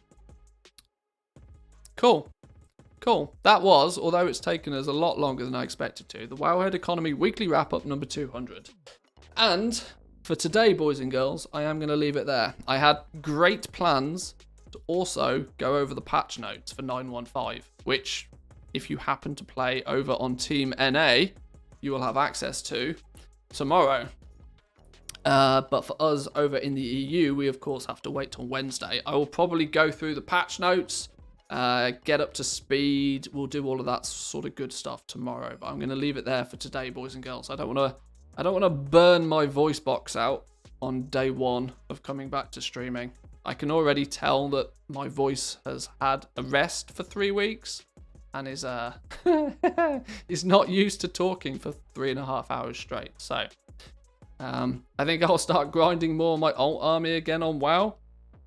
Well, I knew that was a little mission that was going to take some time. So good luck with it, Zan. Bye, see you in 4 weeks. No, there will not be another 4-week vacation. Not anytime soon. I'm back to streaming, and we are back for good. Schedule might go a little bit up and down here in places. What about 6 weeks? No, it wasn't that long. I looked at my Twitch analytics. I did stream a few times in October. Not many, but I think I streamed 4 or 5 days in October. 6 months, all right. I love streaming. I enjoy it in small doses anyway. But anyway, boys and girls, I'll leave it there for today.